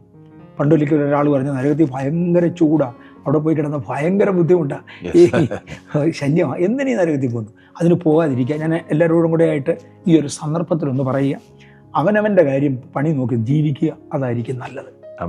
ദൈവം എന്നെ ശുശ്രൂഷയ്ക്ക് വേണ്ടി ഇറങ്ങുന്നതിന് മുമ്പേ ഇന്ത്യൻ എയർഫോഴ്സിലായിരിക്കുന്ന സമയത്ത്, ഞാൻ 1984 എയർഫോഴ്സ് ഫൈനലി വിടുന്നത്. 84 ജനുവരിയിൽ എയർഫോഴ്സ് ഫൈനലി വിടുന്നത്. 83 ഒക്ടോബർ നവംബറിൽ ഒരു കോർട്ട് മാർഷ്യൽ കാണാനെത്തു. മിലിറ്ററി കോർട്ട്, വലിയ സീനിയർ ലെവൽ ഒരു ഓഫീസറുടെ കോർട്ട് മാർഷ്യൽ കാണാനിടയായി. അതിനകത്ത് ശിക്ഷിക്കപ്പെടാൻ കാര്യം അവൻ്റേതല്ലാത്ത ജോലിക്ക് പോയതാണ്. അവൻ്റേതല്ലാത്ത ജോലിക്ക് പോയി. ഒരു സെക്യൂരിറ്റി ഓഫീസർക്ക് ഒരു മനുഷ്യനെതിരെ ഒരു കേസ് എടുക്കണമെന്ന് തോന്നി. അവൻ കേസെടുത്തു. സത്യത്തിൽ ഇൻ്റലിജൻസ് ഓഫീസർ ചെയ്യേണ്ട ജോലിയാണ് അവൻ ചെയ്യുന്നത്. സെക്യൂരിറ്റി ഓഫീസർ ഒരുത്തൻ കൈക്കൂലി വാങ്ങിക്കുന്നുണ്ട് ഒരു പ്രത്യേക കാര്യത്തിൽ, ഇങ്ങനെ വരുന്ന കംപ്ലൈൻറ്റ് ചെയ്തായിരുന്നു. അതിന് ഈ സെക്യൂരിറ്റി ഓഫീസർ എനിക്ക് തോന്നുന്ന ഒരു 50 രൂപയുടെ നോട്ടോ 100 രൂപയുടെ നോട്ടോ ഏതാണ്ട് ഒരു നോട്ടിൽ സൈൻ ചെയ്ത് ഇത് ആളിൻ്റെ കൊടുത്തേച്ച് പറഞ്ഞത് അവന് കൈക്കൂലി കൊടുക്കാൻ പറഞ്ഞു. ആ നോട്ട് കൊണ്ട് കൈക്കൂലി കൊടുത്തു, പിടിച്ചു. എയർഫോഴ്സിൻ്റെ ഫോട്ടോഗ്രാഫറെ കൊണ്ടുവന്നു, എല്ലാവരും കൂടെ മുന്നേ നിർത്തി അവൻ്റെ മുൻപിൽ ഇത് വെച്ച് ഫോട്ടോ എടുത്തു, അവൻ്റെ സ്റ്റേറ്റ്മെൻറ്റും എടുത്തു, വാങ്ങിച്ചു, എസ്റ്റാബ്ലിഷ് ചെയ്തു. കോർട്ടിൽ ചെന്നപ്പോൾ ഈ വിക്ടിം അല്ലെങ്കിൽ അക്യൂസ്ഡ് അദ്ദേഹം ഒരു വക്കീലിനെ കൊണ്ട്, എനിക്കൊന്ന് അലഹബാദ് ഹൈക്കോർട്ടിൽ വാദിക്കുന്ന ഒരു അഡ്വക്കേറ്റിനെ കൊണ്ടത്. ആ അഡ്വക്കേറ്റ് ഇയാളോടൊരു ചോദ്യം ചോദിച്ചു, നീ എന്തുകൊണ്ട് ഇന്ത്യൻ കറൻസിയെ സൈൻ ചെയ്തു? ഇന്ത്യൻ കറൻസിയെ സൈൻ ചെയ്യാൻ നിന്നെ ഇന്ത്യൻ പ്രസിഡന്റ് അത് ഓതറൈസ് ചെയ്തിട്ടില്ലല്ലോ. ഒരു എയർഫോഴ്സ് യൂണിറ്റിൻ്റെ സെക്യൂരിറ്റി ഓഫീസർ ആരടാ കറൻസിയെ സൈൻ ചെയ്യാൻ? അപ്പോൾ ഇയാൾ പറഞ്ഞു അതൊരു കുറ്റവാളിയാണോ എന്ന് അറിഞ്ഞുകൊണ്ട് കുറ്റവാളിയെ പിടിക്കാൻ വേണ്ടി ഐ സ്പ്രെഡ് മൈ നെറ്റ്, ഞാൻ എൻ്റെ വല വിരിച്ചതാണ്, ആ കൂട്ടത്തിൽ ഞാൻ ഇത് ചെയ്തതാണ്. അടുത്ത ചോദ്യം, സെക്യൂരിറ്റി ഓഫീസറുടെ ജോലിയാണോ വല വിരിക്കുന്നത് അതോ ഇൻ്റലിജൻസ് ഓഫീസറുടെ ജോലിയാണോ? നീ ഇൻ്റലിജൻസ് ഓഫീസറാണോ സെക്യൂരിറ്റി ഓഫീസറാണോ? സെക്യൂരിറ്റി ഓഫീസറാണ്. ഇൻ്റലിജൻസ് ഓഫീസറുടെ ജോലി നിന്നോട് ആര് പറഞ്ഞു? നാച്ചുറലി നിനക്കൊരുത്തനെ നശിപ്പിക്കണമെന്ന് തോന്നിയത് കൊണ്ട് മനഃപൂർവ്വം ചെയ്തതാണ്. എൻ്റെ പൊന്നു പാസ്റ്ററെ, ചാർജ് ഷീറ്റ് ഉണ്ടാക്കിയവൻ്റെ റാങ്ക് പോയി, അവനെ എടുത്ത് കളഞ്ഞു. മറ്റവൻ മിടുക്കനായിട്ട് പോയി, കുറ്റക്കാരനല്ല എന്ന് പറഞ്ഞു. അന്ന് പരിശുദ്ധാത്മാവിനോട് ഇടപെട്ട നിന്റെ പണിയെ ചെയ്യാവൂ, നിന്നെ ഞാൻ ഒരുമാതിരി നല്ല സ്ഥാനത്താക്കും, നിന്റെ ജോലിയെ ചെയ്യാവൂ, വല്ലവൻ്റെയും പണി ചെയ്യാൻ പോകില്ല. എനിക്ക് യൂട്യൂബിൽ നിന്ന് കിട്ടുന്ന കാശും വേണ്ട. അപ്പോൾ അതുകൊണ്ട് മറ്റുള്ളവരുടെ വിഷയത്തിൽ ഇടപെടാതെ കഴിവുണ്ടെങ്കിൽ, എൻ്റെ വിഷയമല്ലെങ്കിൽ, ഇന്ന് ഞാൻ ഈ സംസാരിക്കുന്നത് ബേസ് ഹോസ്പിറ്റലിൽ ഈ മുറിവേറ്റ ഭടന്മാരെ ചികിത്സിക്കാൻ വേണ്ടി അവർക്ക് എണ്ണ വരട്ടി കൊടുക്കാനെങ്കിലും. ഈ ഞാൻ എയർഫോഴ്സിലിരുന്ന സമയത്ത് യുദ്ധം ഉണ്ടാകുമ്പോൾ പൊതുവെ ബ്ലാക്ക് ഔട്ടൊക്കെ കാണും. അന്നേരത്തിൽ ലൈറ്റ് കത്തിക്കാൻ പാടില്ല, ലൈറ്റ് ഇടാൻ പാടില്ല, ഒന്നും ചെയ്യാൻ പാടില്ല, ഇങ്ങനെയൊക്കെ പറയും. എന്നാൽ ചുരുക്കം ചില പുള്ളികൾക്ക് അത് അവരുടെ തെറ്റാണ്, കുറ്റമാണ്, ബലഹീനതയാണ്. അവന് ബീഡി വലിക്കും. രാത്രിയിൽ ഒരിടത്തിൽ തണുപ്പത്ത് ഞാൻ കുത്തിയിരിക്കുമ്പോൾ ബീഡി വലിക്കണമെന്ന് തോന്നും. ആരും കാണാതിരിക്കാൻ വേണ്ടി ക്യാപ്പ് കൊണ്ടും ഒക്കെ മറച്ചു പിടിച്ച്, അല്ലെങ്കിൽ ഹെൽമെറ്റ് കൊണ്ട് മറച്ചു പിടിച്ചുകൊണ്ടായിരിക്കും ബീഡി വലിക്കുന്നത്. പക്ഷേ ഇതിൻ്റെ തീ തെളിയുന്നത് എവിടെയെങ്കിലും ഒരു ശത്രു കണ്ടെങ്കിൽ വെടിവെക്കും. വെടി കൊണ്ടു കഴിയുമ്പോൾ ഇവൻ്റെ കുറ്റം കൊണ്ടാണ് വെടിവെച്ചത്. പക്ഷെ എന്നാലും ഇന്ത്യൻ പട്ടാളം ഒരിക്കലും അവൻ്റെ ശവം എടുത്ത് കളയത്തില്ല. കുറ്റം കൊണ്ടാണ് വെടി കൊണ്ടതെങ്കിൽ പോലും അവൻ്റെ ബലഹീനതയിൽ അവൻ ചെയ്തു പോയി. ഓണറബിളി ആ ബോഡി എടുത്തുകൊണ്ട് പോവുകയുള്ളൂ. Honourably, with all the military respect ആ ബോഡി കൊണ്ടുപോയുള്ളൂ. ചെയ്തത് തെറ്റാണ്, വെടി വലിക്കാൻ പാടില്ലായിരുന്നു. ഇതുപോലെ തന്നെ ആരെങ്കിലും ഒരാൾ ഏതെങ്കിലും ഒരു വാചകം പറഞ്ഞത്, ഒരുപക്ഷെ പട്ടിണി കൊണ്ട് 5 രൂപ ഉണ്ടാക്കിപ്പോയി, കുഞ്ഞുങ്ങൾക്ക് കൊടുക്കാൻ ആഹാരമില്ലാതെ വന്നപ്പോൾ ഒരു വാക്ക് കയറ്റി പറഞ്ഞ് അദ്ദേഹം ഉണ്ടാക്കിപ്പോയി. അതുകൊണ്ടായിരിക്കും ഇപ്പം ഈ മീഡിയക്കാരൻ വെടിവെച്ചത്. എങ്കിലും ആ വെടി കൊണ്ടെങ്കിലും എനിക്കൊന്ന് കൂട്ടു സഹോദരൻ എന്ന സാഹചര്യത്തിൽ ബഹുമാനത്തോടെ മാത്രമേ അങ്ങനെയുള്ളവരെ ഞാൻ കണ്ടിട്ടുള്ളൂ, അങ്ങനെ മാത്രമേ കാണാൻ പാടുള്ളൂ എന്നാണ് എൻ്റെ ധാരണ. വി ഷീൽഡ് എന്ന ഉള്ള ചാനലിൻ്റെ ഉദ്ദേശം ഒരു നല്ല ശമരിയക്കാരൻ മുറിവേറ്റ് അർദ്ധപ്രാണനായി കിടക്കുന്നവരെ ഒന്ന് ആശ്വസിപ്പിക്കാനും ഒരു ബലം പകരാനും ഒന്ന് തലോടാനുള്ള ഒരാശയമാണ്. ഒരു വലിയ അളവിൽ പക്ഷേ എനിക്ക് തോന്നുന്നത് 1 ഡസനിലധികം ആളുകൾ, ഇതിപ്പോൾ തുടങ്ങിയിട്ട് മാസങ്ങളെ ആയുള്ളൂ, ഞാനിതിനകത്ത് സംസാരിച്ച് തുടങ്ങിയിട്ട് മാസങ്ങളെ ആയിട്ടുള്ളൂ. പക്ഷെ ഇതിനോടകം തന്നെ പല സഹോദരന്മാരും എന്നെ വിളിച്ചു, പക്ഷേ എന്നെക്കുറിച്ച് പറഞ്ഞ അപവാദത്തിൻ്റെ മുമ്പിൽ ഞാൻ മിണ്ടാതിരിക്കുകയായിരുന്നു. പക്ഷെ ഇത് കേട്ടതുകൊണ്ട് ഇറങ്ങാൻ കഴിഞ്ഞു എന്ന് പറയുന്നത്. വേറൊന്നാണ്, എന്തെങ്കിലും ഒരു നല്ല കാര്യം പറഞ്ഞാൽ അവനെ വെളുപ്പിക്കാൻ നോക്കുക. ഉടൻ ആളുകൾ പറയുന്ന പ്രതികരണമാണ് വെളുപ്പിക്കാൻ നോക്കുക. ഈ മഞ്ഞപ്പിത്തമുള്ളവൻ എന്നാ കണ്ടാലും മഞ്ഞിച്ചിരിക്കുമെന്ന് കേട്ടിട്ടുണ്ട്. എനിക്ക് മഞ്ഞപ്പിത്തം വന്നതാണ്, പക്ഷെ ഞാനൊന്നും നോക്കിയിട്ട് മഞ്ഞിച്ചില്ല. അറിയാം, എൻ്റെ കണ്ണ് അന്നും അത്രയും പോയിട്ടില്ല. എവൻ നോക്കിയാൽ എല്ലാം കറുത്തതാണ്, അത് വെളുപ്പിക്കേണ്ടി വരും. പക്ഷെ ഒരു ആത്മീയൻ നോക്കും, ഒരു സാധാരണക്കാരൻ നോക്കും, ഇതൊന്നുമില്ല, ഈവൻ പെശകന. അതുകൊണ്ട് മലയാളത്തിൽ ഇങ്ങനെ ഒരു പഴഞ്ചൊല്ലുണ്ട്, ക്ഷീരമുള്ള ഒരു അകിട്ടിൻ ചുവട്ടിലും ചോര തന്നെ കൊതുകിന് കൗതുകം. ഈ അവിടെ ക്ഷീരമില്ലാഞ്ഞിട്ടല്ല, പക്ഷെ കൊതുകിൻ്റെ ജന്മദോഷമാണ്. അവന് തിന്മയെ കാണത്തുള്ളൂ, നന്മ കാണുകയില്ല. 7 നന്മയും 2 തിന്മയും കൂടെ വന്നാൽ ഇവൻ തിന്മയെ കാണുള്ളൂ, നന്മ കാണത്തില്ല. ഞാൻ തിരിച്ച 7 നന്മയും 7 തിന്മയും കൂടെ ഉണ്ടെങ്കിൽ ഞാൻ മിണ്ടാതെ പോരും. 5 നന്മയും 3 തിന്മയും ആണെങ്കിൽ ഞാൻ ആ നന്മ ഉയർത്താൻ ശ്രമിക്കും. ഈ വ്യക്തിയെ ഒറ്റയ്ക്ക് വിളിക്കും. എൻ്റെ പ്രിവ്യൂപ്പെടുന്നതാണെങ്കിൽ, എൻ്റെ പരിധിപ്പെടുന്നതല്ലെങ്കിൽ ഞാൻ വിളിക്കത്തുമില്ല. ആണെങ്കിൽ അദ്ദേഹത്തെ ഒറ്റയ്ക്ക് വിളിക്കും.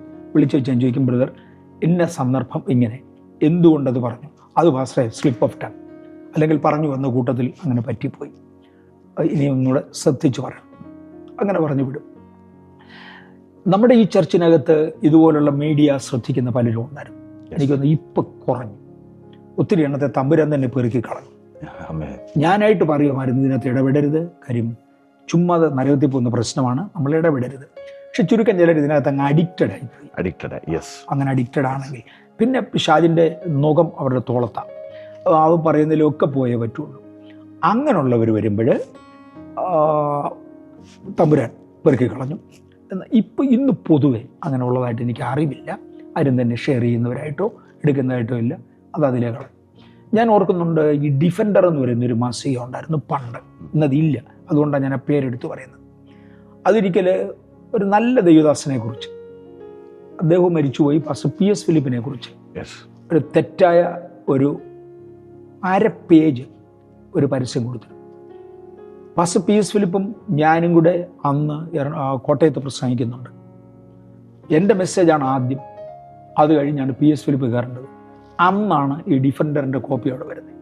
അപ്പോൾ അങ്ങോട്ട് കൊടുത്തു കഴിഞ്ഞാൽ പിന്നെ PS ഫിലിപ്പിനെ കുറിച്ചൊരു ഒരു എതിർ മനോഭാവം ആളുകളുടെ അകത്തുണ്ടാകും. പിന്നെ അങ്ങനെ എന്നെ പറഞ്ഞാലും ആർക്കും പ്രയോജനപ്പെടുന്നില്ല. ഞാൻ ആളുകളെ ബ്ലോക്ക് ചെയ്ത് കളയും. അതിനുവേണ്ടിയാണ് ചെയ്തത്. അപ്പോൾ അന്ന് ഞാനൊരു കാര്യം ചെയ്തു, മനഃപൂർവ്വം എൻ്റെ പോക്കറ്റിൽ 2-3 തൂവാലിട്ടു. ഞാൻ സ്റ്റേജിൽ കയറി ഈ ഡിഫൻഡറിൻ്റെ കോപ്പി പരസ്യമായിട്ട് എടുത്തു. എന്നിട്ട് ഞാൻ പറഞ്ഞു, ഇങ്ങനൊരു മാസികയുണ്ട്. ഞാൻ അന്ന് ഉപയോഗിച്ച വാക്ക് അതുപോലെ പറയാം.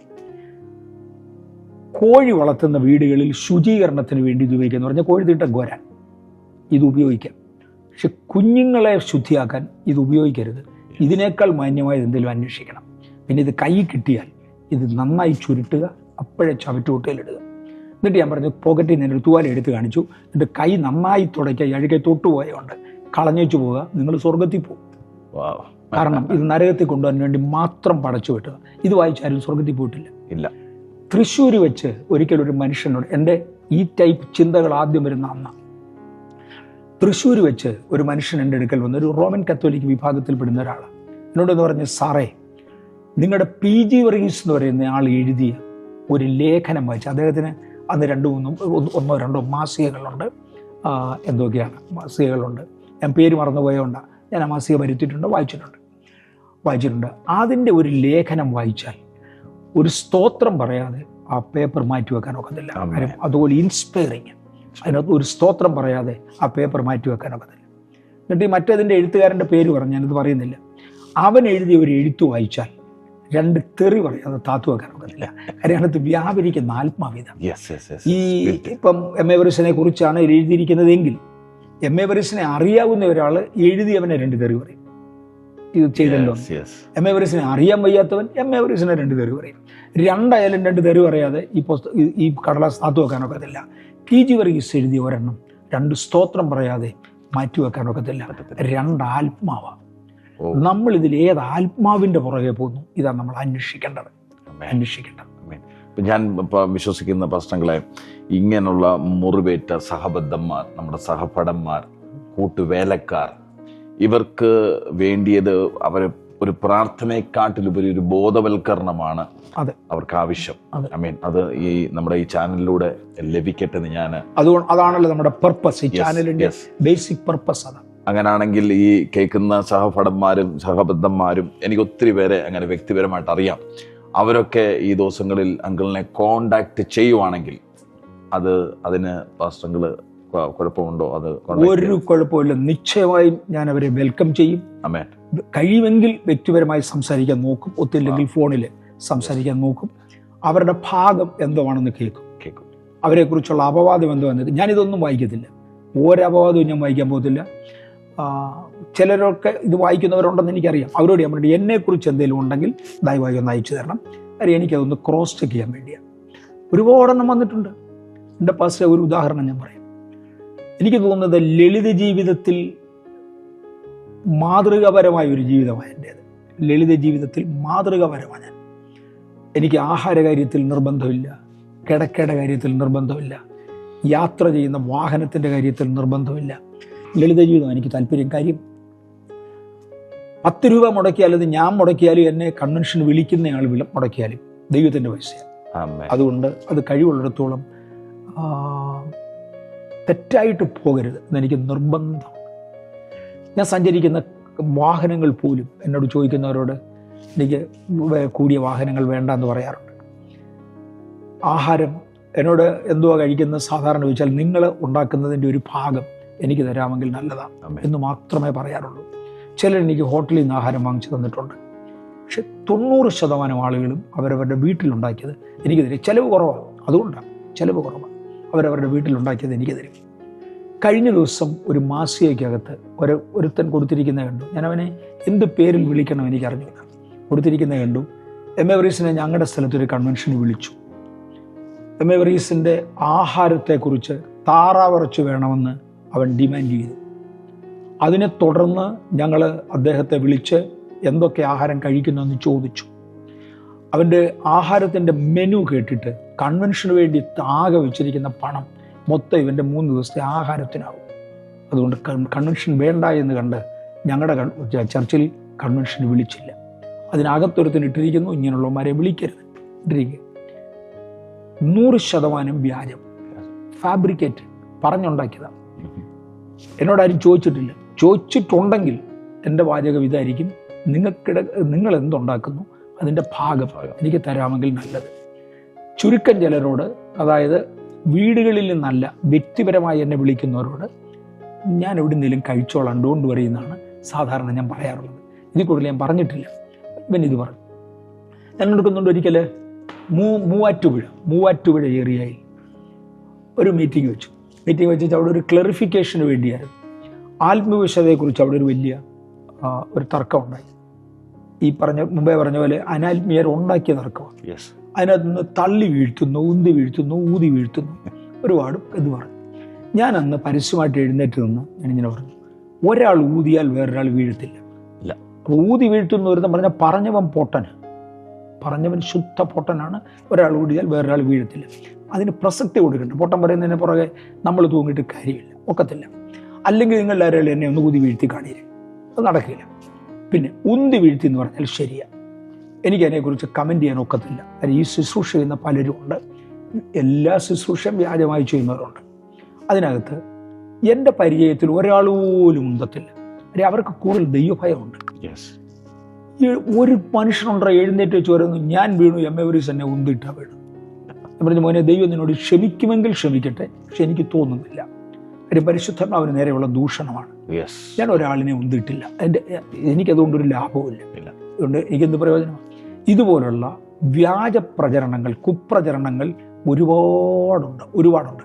അപ്പം എന്നെക്കുറിച്ച് ഉള്ളത് കൊണ്ട് മറ്റൊരാളിനെ കുറിച്ച് പറഞ്ഞാൽ ഞാൻ ഓർക്കും. അതും ഇതുപോലെ തന്നെ കള്ളമായിരിക്കും. ഇന്നെ ശ്രദ്ധിക്കുന്നവർ ദയവായി ശ്രദ്ധിക്കണേ. കുപ്രചരണങ്ങൾ കേൾക്കുന്നതിൽ പലതും ചിലർക്ക് ഇത്ര പാപം ചെയ്തില്ലെങ്കിൽ ഒക്കത്തില്ല എന്നൊരു കണക്കുണ്ട്. അപ്പോൾ അവരുടെ പാപം തികഞ്ഞില്ല എന്ന് തോന്നിയാൽ, വേദപുസ്തക ഭാഷയിൽ അകൃത്യം പൂർത്തിയായിട്ടില്ല എന്നവർക്ക് തോന്നിയാൽ ഇങ്ങനെ വല്ലവരെയൊക്കെ കുറ്റം പറയും. അതിൻ്റെ കൂട്ടത്തിൽ ദയവായി നമ്മൾ കൂടല്ലേ സ്വർഗത്തിൽ പോകാനുള്ളവരെ അതിനുവേണ്ടി ഒരുങ്ങുക. മറ്റേ നരകത്തിൽ പോകാനുള്ളവർ തമ്മിൽ ചെയ്തോളും. അവർ അന്യോന്യം പരിഹസിക്കും, അവർ ചെയ്യും, അവരത് ചെയ്യട്ടെ.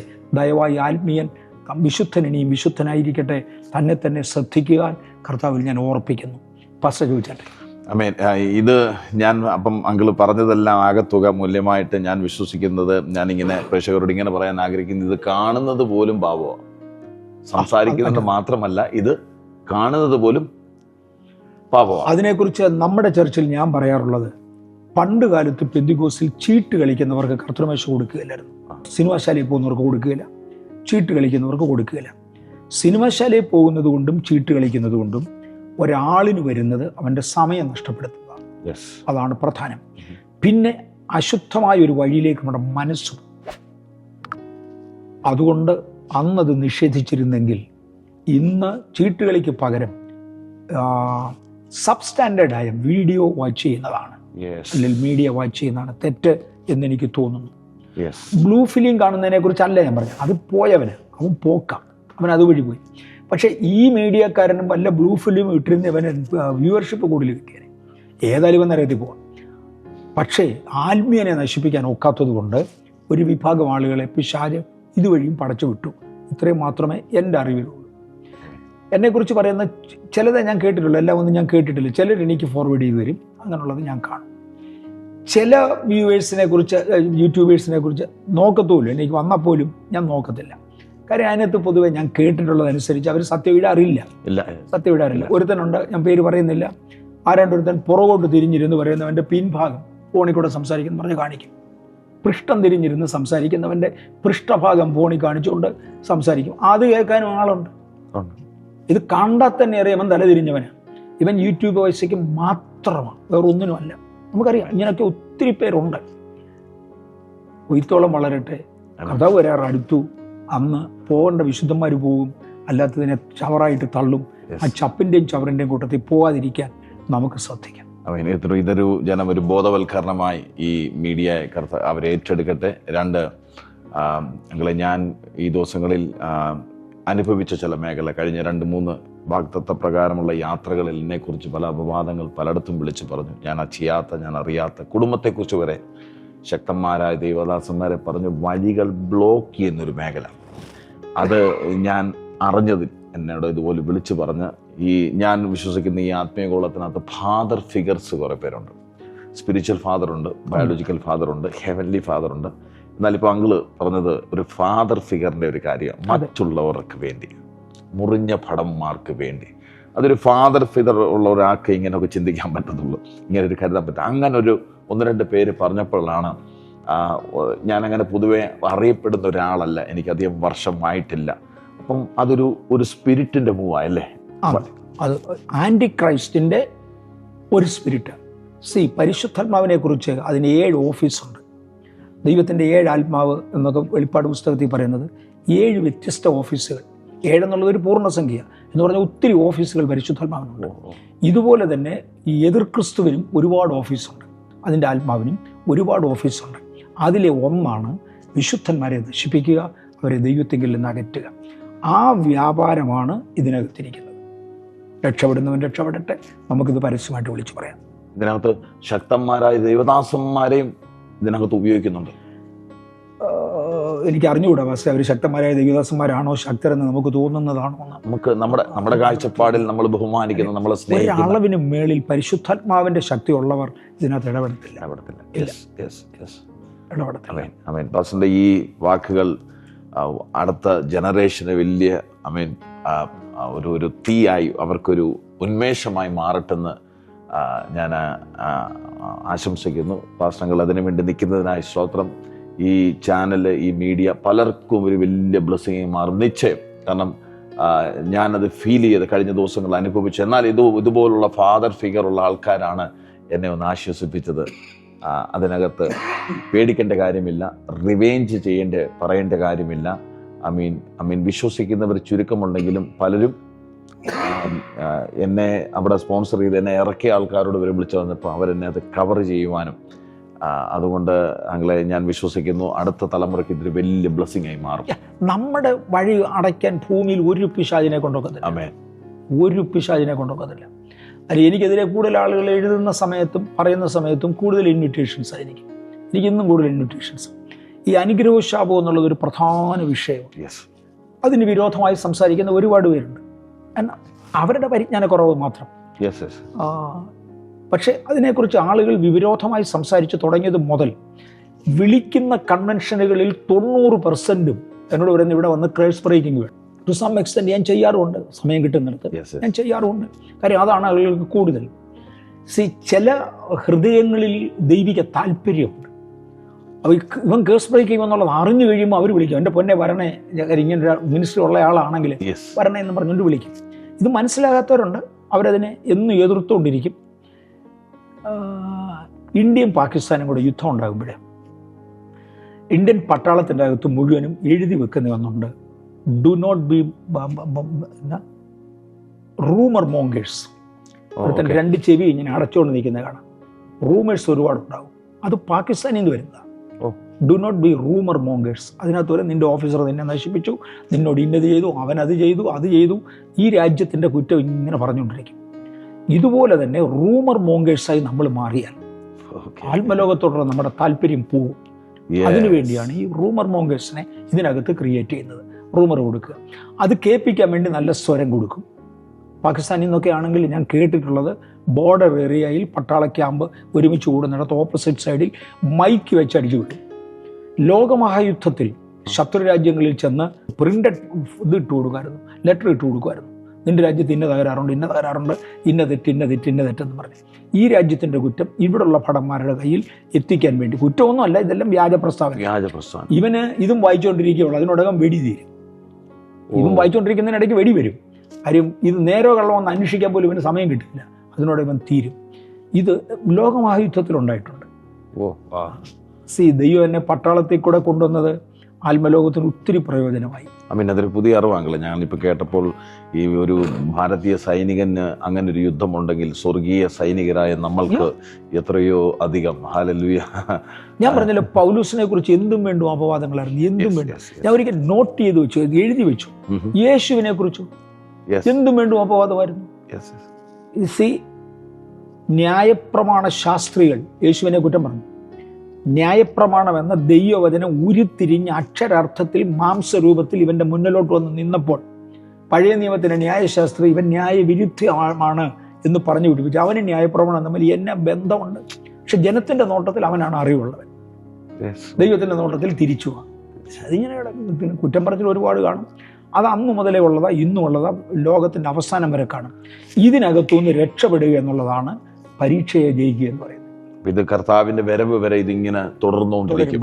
കൊയ്ത്തോളം വളരും, കൊയ്ത്തോളം ഒരുമിച്ച് വളരും. ഇല്ല, ശത്രുവിനെയും പകയനെയും മിണ്ടാതാക്കുവാൻ നാവിന്റെ മേൽ ബലം പകർന്നിട്ടുള്ളതുള്ള അങ്ങനെ പ്രാർത്ഥനയിലും ഇത് ഒരു പക്ഷേ ഇതിനെ ജയിച്ച് ഹൃദയം മുറിയാതെ ജയിച്ചു പോകുകയല്ലാതെ ഇതൊരിക്കലും നിൽക്കത്തില്ല. അതുകൊണ്ട് ഇതിനും വളരത്തെ ഉള്ളതാണ് അങ്കിൾ പറയുന്നത്. അത്രേ ഉള്ളൂ. പക്ഷെ വിശുദ്ധൻ തന്നെത്താൻ വിശുദ്ധീകരിക്കാൻ ഇതിനകത്തൊന്ന് ഒഴിഞ്ഞു മാറാൻ കഴിയും. അതേ നമുക്ക് ഒക്കത്തുള്ളൂ. ആമേൻ. ബാംഗ്ലൂരിന്റെ പട്ടണത്തിൽ നിന്ന് പാപം നിർത്താൻ എനിക്കൊക്കത്തില്ല, കള്ളുകൂടി നിർത്താൻ എനിക്കൊക്കത്തില്ല. ഞാൻ എന്നതുപോലെ പോലെ രക്ഷപ്പെടുക, ഇത് മാത്രമേ ഉള്ളൂ. വേറെ ഒരു മാർഗവുമില്ല. ഞാനതിനകത്ത് അകപ്പെടത്തില്ല. അവിടുന്ന് ഞാൻ മാറി നിൽക്കുക.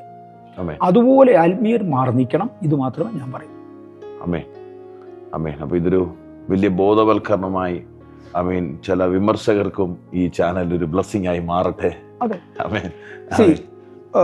പി ജി വരീസിന്റെ കാര്യം നമ്മൾ എടുത്തിട്ടു. ആർക്കെന്ത് നഷ്ടം, എഴുതിയിട്ട് ആർക്കെന്ത് കാര്യം? അദ്ദേഹം ദൈവം കൂടെ തീർക്കേണ്ടതാണ്. അദ്ദേഹത്തിന്റെ അടുത്ത് വരാൻ യോഗ്യതയില്ലാത്ത ഒരാള് ഇയാളെ കുറിച്ച് എന്തിനാ പറയുന്നത്? യോഗ്യത ഉള്ള ആരെങ്കിലും പറഞ്ഞിട്ടുണ്ടോ? ഇല്ലല്ലോ. ഇത് ഒരു ഉദാഹരണം ഞാൻ പറഞ്ഞതേ ഉള്ളൂ. എല്ലാവരും ആരെക്കുറിച്ചൊക്കെ അപവാദമുണ്ടോ അവരെല്ലാം നോക്കേണ്ട ഇതാണ്. അവൻ്റെ റിസൾട്ട് എന്തോ, എൻ്റെ റിസൾട്ട് എന്തോ? നത്തിങ്. ഒരിക്കൽ ഒരു ചർച്ചിൽ അന്ന് നമുക്ക് ഏതാണ്ട് 15,000 മെമ്പേഴ്സ് ഉണ്ട് ഈ ബാംഗ്ലൂർ ചർച്ചിൽ. ആ സമയത്താണ് ഒരു ചർച്ചിൻ്റെ ഒരു പാസ്റ്റർ എന്നോട് പറയുന്ന ഒരു പരസ്യമായി ഒരു സംവാദം വേണം, അദ്ദേഹത്തിന് പരസ്യമായി ഒരു സംവാദം വേണം. ആദ്യമേ ഞാൻ പറഞ്ഞു സമ്മതിച്ചു. ഒരു ഒരു ഓഡിറ്റോറിയം വാടകയ്ക്ക് എടുക്കാം. ആ വാടകയ്ക്ക് എടുത്തിട്ട് അവിടെ വെച്ചാട്ടോ. പക്ഷെ സംവാദത്തിൽ എന്തുവാ നിങ്ങൾക്ക് എന്നോട് ചോദിക്കാനുള്ളത് ചോദിക്കാൻ പറഞ്ഞു. ഞാനതിൻ്റെ മറുപടി അങ്ങോട്ട് എഴുതി അയച്ചു. ഒരു ഉദാഹരണം ഞാൻ പറഞ്ഞു. ബെന്നിഹിൻ പരസ്യപ്പെടുത്തിയിരിക്കുന്ന ഒരു ടേപ്പിൽ അദ്ദേഹം കാതറിൻ ഗുൽമന്റെ കല്ലറയ്ക്കൽ നിന്ന് ഒരു ശക്തി ആർജിച്ചെടുത്തു. ആ ശക്തിയാണ് അദ്ദേഹത്തിൽ വ്യാപരിക്കുന്നത് എന്ന് പറഞ്ഞതായി ഒരാരോപണം. ആ ടേപ്പ്, അതിൻ്റെ പേര് ഞാൻ ഓർക്കുന്നില്ല, 1 of 3, 2 of 3, 3 of 3, 3 വോളിയമേ ഉള്ളതിന്, 3 വോളിയമേ ഉള്ളൂ. 1 of 3, 2 of 3, 3 of 3 എന്നത് മാർക്ക് ചെയ്തിട്ടുണ്ട്. ഇതിനകത്ത് ഒരുത്തൻ കേരളത്തിൽ പറഞ്ഞുണ്ടാക്കി അതിൻ്റെ 5ാം വാല്യത്തിൽ കിടപ്പുണ്ട്. 5ാം വാല്യത്തിൽ അങ്ങനെ ഒരു വാല്യൂ ഇല്ല. ഇത് ചുമ്മാ ഒരുത്തൻ പറഞ്ഞുണ്ടാക്കിയത്. ബെന്നിഹിൻ അതിനകത്ത് പറഞ്ഞിരിക്കുന്നത്, when I went to the grave, ആ സ്ഥലത്ത് ചെന്നപ്പോൾ ഐ ഹാഡ് ഒരു രോമാഞ്ചം ഉണ്ടായി. ആ ആശയമാണ് അദ്ദേഹം പറഞ്ഞത്. ഒരു രോമാഞ്ചം ഉണ്ടായി. കാര്യം കുൽമനെ കുറിച്ച് ഒന്നുകൂടെ ഓർത്തു. അദ്ദേഹത്തെ അറിയാവുന്നതാണ്. അത് ആർക്കും ഉണ്ടാകും. ഈ വാചകത്തെ മിസ്കോട്ട് ചെയ്തുകൊണ്ടാണ് പറയുന്നത് കല്ലറയെന്ന് പ്രാപിച്ച ആത്മാവാണ്. എനിവേ അങ്ങനെ ഇതെല്ലാം കൂടെയാണ് അവർ കൊണ്ടുവന്നത്. ഞാനപ്പോൾ അതിനൊരു മറുപടി കൊടുത്തു. ഞാൻ പറയാൻ പോകുന്ന മറുപടി എന്നാ നിങ്ങൾ ഇപ്പോഴേ കേട്ടു. ആ ടേപ്പിന് അങ്ങനെ ഒരു വോളിയം ഇല്ല. അതിൻ്റെ 1 of 3, 2 of 3 and 3 of 3 3 എൻ്റെ ഉണ്ട്. അതിൽ 1 of 3 എന്ന് എഴുതിയിരിക്കുന്ന സ്ഥിതിക്ക് 3 ഉള്ളൂ എന്നുള്ളത് ഏത് പൊട്ടൻ അറിയാൻ വയ്യാത്തത്. ഇത്രേ ഉള്ളൂ. പ്രിന്റ് ചെയ്തിട്ടുണ്ട് അതിൽ. ഇത്രേ ഉള്ളൂ, ആർക്കും അറിയാവുന്നതാണ്. അപ്പോൾ ഈ കൃത്രിമ ടൈപ്പിൻ്റെ ഒരു കോപ്പി എൻ്റെ ഭൂമിയിൽ എവിടെയെങ്കിലും ഒന്ന് കാണിക്കാമോ? ഇതായിരിക്കും എൻ്റെ തിരിച്ചുള്ള ചോദ്യം. ഇതുപോലെ അവരുടെ 8 or 9 ചോദ്യങ്ങളുടെ മറുപടി ഇതെല്ലാം വ്യാജമാണ്. എല്ലാം വ്യാജം. അതോടുകൂടെ ചർച്ചിൻ്റെ സെക്രട്ടറിയും കമ്മിറ്റി മെമ്പേഴ്സും കൂടെ പറഞ്ഞു, ഇത് ഈ ശൂന്യതയുടെ മുഖത്ത് നമുക്ക് നിൽക്കാനൊക്കത്തില്ല, അതുകൊണ്ട് സംവാദം പറ്റുകയില്ല എന്ന് പറഞ്ഞു. അത് കഴിഞ്ഞപ്പോൾ ആ പാസ്റ്റർ എന്നെ വിളിച്ചു പറഞ്ഞു, എൻ്റെ വീട്ടിൽ വെച്ചായിട്ട് സംവാദം, പരസ്യ സ്ഥലത്ത് വേണ്ട, അതിന് ചർച്ചില്ല, അതുകൊണ്ട് എൻ്റെ വീട്ടിൽ വെച്ചായിട്ട് സംവാദം. ഞാനതിനൊരു മറുപടി കൊടുത്തു. 15,000 മെമ്പേഴ്സുള്ള എന്നോട് വാദിക്കാൻ കുറഞ്ഞ പക്ഷം 5,000 മെമ്പേഴ്സ് എങ്കിലും ഉള്ള താൻ വാ, ഉണ്ടോ? ഇല്ലേ? പോയി 4 ആത്മാക്കളെ നോക്കാൻ നോക്ക്, മെനക്കെട്ട് പണി നിർത്ത്. കാര്യം എനിക്കും ഒരു സ്റ്റാറ്റസ് ഉണ്ട്, അതിൻ്റെ താവോട്ട് പോകണ്ട. ഞാനൊരു പൊതുസ്ഥലത്ത് വരാമെന്ന് സമ്മതിച്ചു, പക്ഷെ തൻ്റെ അടുക്കളയിൽ, അടുക്കള എന്നുള്ള വാചകം ഉപയോഗിച്ച ഞാനല്ല, എൻ്റെ കൂടെ ഉണ്ടായിരുന്ന ഒരാളാണ്. തൻ്റെ അടുക്കളയിൽ പോയിരുന്ന് വർത്തമാനം പറയാൻ നിൻ്റെ സ്റ്റാറ്റസിൽ ഒരാളല്ല. തിരുവനന്തപുരത്തെ ആൾ പറഞ്ഞു. ഞാൻ അദ്ദേഹത്തോട് ചോദിച്ചു, 1, നിങ്ങൾക്കൊരു ഓഡിറ്റോറിയം വാടകയ്ക്ക് എടുക്കാൻ കാശുണ്ട്? 2, എത്ര മെമ്പേഴ്സിനെ നിങ്ങളുടെ ചർച്ചയിൽ നിന്ന് കൊണ്ടുവരാം? എത്ര പേരുണ്ട് അവിടെ? ആ പുള്ളിക്കെല്ലാം കൂടെ ഒരു ചർച്ച ഉണ്ട്, 85 86 പേർക്ക് കയറാവുന്ന ഒരു കൊച്ചു ചർച്ച. അപ്പോൾ നിങ്ങളുടെ അവിടെ വന്നിരുന്ന് ഞാൻ എന്നെ സംസാരിക്കാൻ തന്നെയല്ല, തല്ലാനും പിടിക്കാനും ആൾ കാണും. കരിവരാരും രക്ഷിക്കപ്പെട്ടതായിരിക്കില്ല, ചുമ്മാ വ്യാജം പറഞ്ഞ് നടക്കുന്നതാണ്. അപ്പോൾ അവരുടെ കൂടെ ഉള്ളവരും അങ്ങനെ തല്ലാൻ വരുന്നതായിരിക്കും. സെക്യൂരിറ്റി പ്രൊവൈഡ് ചെയ്യാൻ തന്നെ കൊണ്ടുപോകുമോ? ആ പുള്ളി പറഞ്ഞ് ഇതൊന്നും എന്നെ കൊണ്ടുപോകില്ല. നമ്മൾ പിന്നെ അവിടെ ആരാ തർക്കിക്കാൻ വരും? ഞാനില്ല.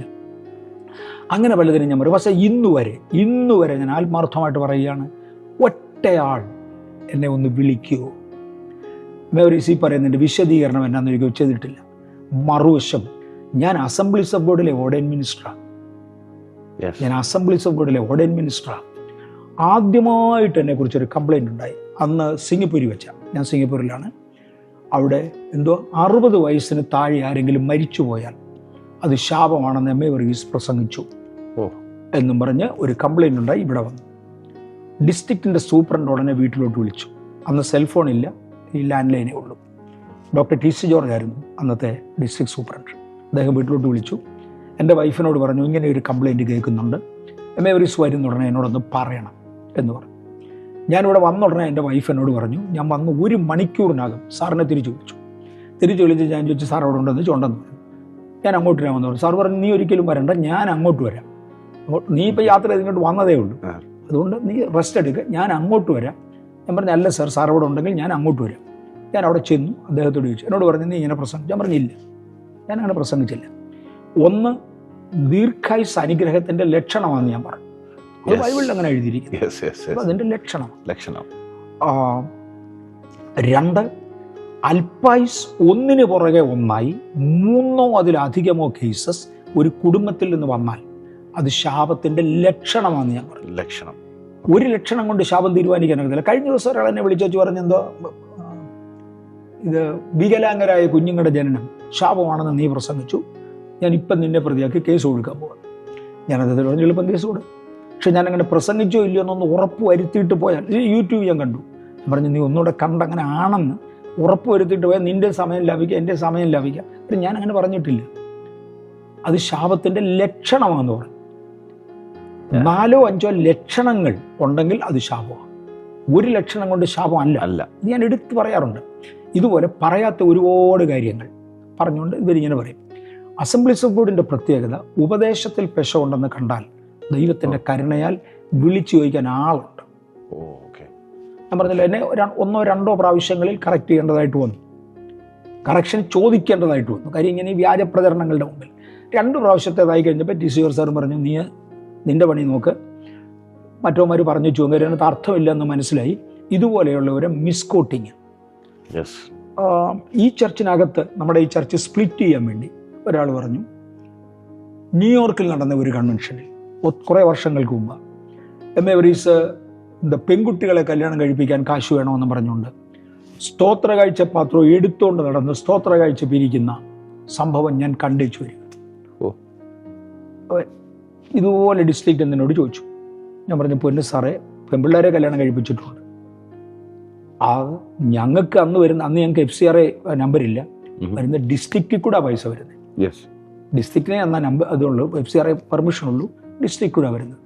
സാറേ മാത്രമല്ല, ന്യൂയോർക്കിലെ, ഇപ്പോൾ വാസൊക്കെ നന്നായിട്ട് അറിയാം, ന്യൂയോർക്കിലെ എൻ്റെ കൊച്ചു മീറ്റിംഗ് പോലും വീഡിയോഗ്രാഫി ചെയ്യാത്ത ഒന്നുമില്ല. എൻ്റെ കൊച്ചു മീറ്റിംഗ് പോലും ന്യൂയോർക്കിലേത് വീഡിയോഗ്രാഫി ചെയ്തായിരുന്നു. ഒരു മീറ്റിംഗില്ല, ഒരു വീഡിയോ കാണിക്കാൻ ഈ മണ്ടന്മാരിൽ ഒരുത്തനോട് പറ, ഉണ്ടെങ്കിൽ കൊണ്ടുവരാൻ പറ. കാര്യം ഞാൻ എന്തോ പറയുന്നത് എനിക്കറിയാം. ഞാൻ ചുമ്മാ ഒരു തമാശനെങ്കിലും പറയാറുണ്ട്. ഇവിടുത്തെ ഫീഡ്ബാക്ക് തരുന്ന നമ്മുടെ മോണിറ്റർ സിസ്റ്റം ഉണ്ടല്ലോ, ഞാൻ പ്രസംഗിക്കുമ്പോൾ പതുക്കെ വെച്ചാൽ മതി. കാര്യം ഞാൻ എന്തോ പറയുന്നത് എനിക്ക് നന്നായിട്ട് അറിയാം, തിരിച്ചത് കേൾക്കേണ്ട കാര്യമൊന്നും എനിക്കില്ല. അതുകൊണ്ട് ഞാൻ ഇവരോട്, മീഡിയ നോക്കുന്ന കുഞ്ഞുങ്ങളോട് പറഞ്ഞിട്ടുണ്ട്, ഞാൻ എന്നാ പറയുന്നത് എനിക്കറിയാം, അറിയാതെ ഞാൻ പറയാറില്ല. ഈ ചാനൽ ചർച്ച ഇങ്ങനെയുള്ളൊരു ക്ലാരിഫിക്കേഷനും കാരണമാകട്ടെ. കാരണം ഇങ്ങനെയുള്ള ഒത്തിരി അപവാദങ്ങൾ പാസ്റ്ററിനെ കുറിച്ച് ഞാനും കുറച്ചൊക്കെ കേട്ടിട്ടുണ്ട്. ഞാനത് വിശ്വസിക്കത്തില്ല. കാരണം ഞാൻ വ്യക്തമായിട്ട് അറിയാവുന്നതുകൊണ്ടും എനിക്ക് ബന്ധമുള്ളതുകൊണ്ടും ഞാനത് കേൾക്കാറില്ല. എന്നെ പലരും വിളിച്ച് പലതും പറഞ്ഞിട്ടുണ്ട്, ഞാൻ കണ്ടിട്ടുണ്ട്, കേട്ടിട്ടുണ്ട്. പക്ഷേ ഇപ്പോൾ അങ്കിൾ പറഞ്ഞ ചില കാര്യങ്ങൾ ഇത് സാധാരണക്കാരെ പലരും തെറ്റിദ്ധരിക്കുന്നുണ്ട്.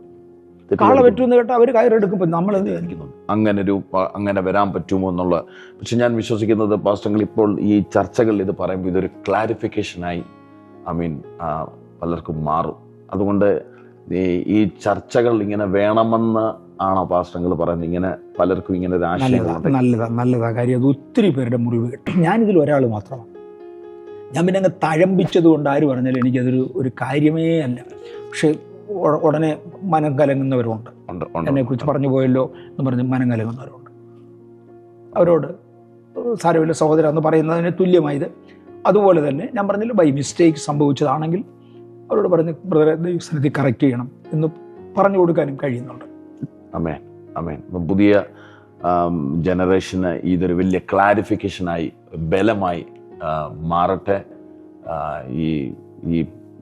ഈ ക്ലാസ് വളരെ ബ്ലെസ്സിങ് ആയി എനിക്ക് മാറുമെന്ന് ഞാൻ ആത്മാവിൽ വിശ്വസിക്കുന്നു. കാരണം ഞങ്ങളൊക്കെ തുടക്കക്കാരാണ്. പാസ്റ്ററുകളുടെ വാക്കുകൾ ഞങ്ങൾക്ക് വലിയ ബ്ലെസ്സിങ് ആണ്. ഈ ബഥേൽ സഭ ആയിരക്കണക്കിന് തലമുറകൾ പുറത്തിറങ്ങിയ ഒരു സഭയാകയാൽ ഞാൻ വിശ്വസിക്കുന്നു ഇങ്ങനെയുള്ള ഫാദർ ഫിഗറിനെ ആൾക്കാർക്ക് ആവശ്യമാണ്. കാരണം ശുശ്രൂഷ മുഖത്ത് എത്ര അഭിഷേകത്തോട് ഓടിയാലും ഒന്ന് കവർ ചെയ്യാൻ ഒരാളില്ലെങ്കിൽ വലിയ പാടാങ്ങളെ, വലിയ പാടാണ്. അതുകൊണ്ട് pastor M A Varghese uncle ഒരു ഫാദർ ഫിഗറായി അടുത്ത ജനറേഷന് വേണ്ടി സ്റ്റാൻഡായി നിൽക്കട്ടെന്ന് ഞാൻ പ്രാർത്ഥിക്കുന്നു, ആശംസിക്കുന്നു. Thank you pastor. നമുക്കൊരു വാക്കിലൊന്ന് പ്രാർത്ഥിക്കാം നമ്മളെ കണ്ടുകൊണ്ടിരുന്നവർക്ക് വേണ്ടി. ഞങ്ങളുടെ കർത്താവേ, ഇന്ന് ഞങ്ങളുടെ സംഭാഷണം കേട്ടുകൊണ്ടിരുന്ന അങ്ങയുടെ ജനത്തിനായി, അങ്ങയുടെ ഭക്തന്മാർക്കായി, ഭക്തമതികൾക്കായി, കുടുംബങ്ങൾക്കായി അടിയങ്ങൾ അങ്ങയെ സ്തുതിക്കുന്നു. ആമേൻ. കർത്താവേ, എരിയുന്ന ചില പുള്ളികളെ കൂടെ തീയിൽ നിന്ന് വലിച്ചെടുത്ത് രക്ഷിക്കുവാൻ, അപവാദത്തിന്റെ ആത്മാവിനോട് മാറി നിൽക്കാൻ പറയത്തക്കവണ്ണം ചിലരെ കൂടെ ശക്തീകരിക്കുവാൻ ഈ ചാനൽ പ്രയോജനമാകണമേ. ഇതിന്റെ കേൾവിക്കാരെ അനുഗ്രഹിക്കണേ എന്ന് ഞങ്ങൾ അങ്ങയോട് പ്രാർത്ഥിക്കുന്നു. കർത്താവിന്റെ മാന്യത ഞങ്ങളുടെ മേൽ കാണണേ. അങ്ങയുടെ ഭൃത്തിനെ വളരെ അനുഗ്രഹിക്കണേ. യേശുവിന്റെ നാമത്തിൽ തന്നെ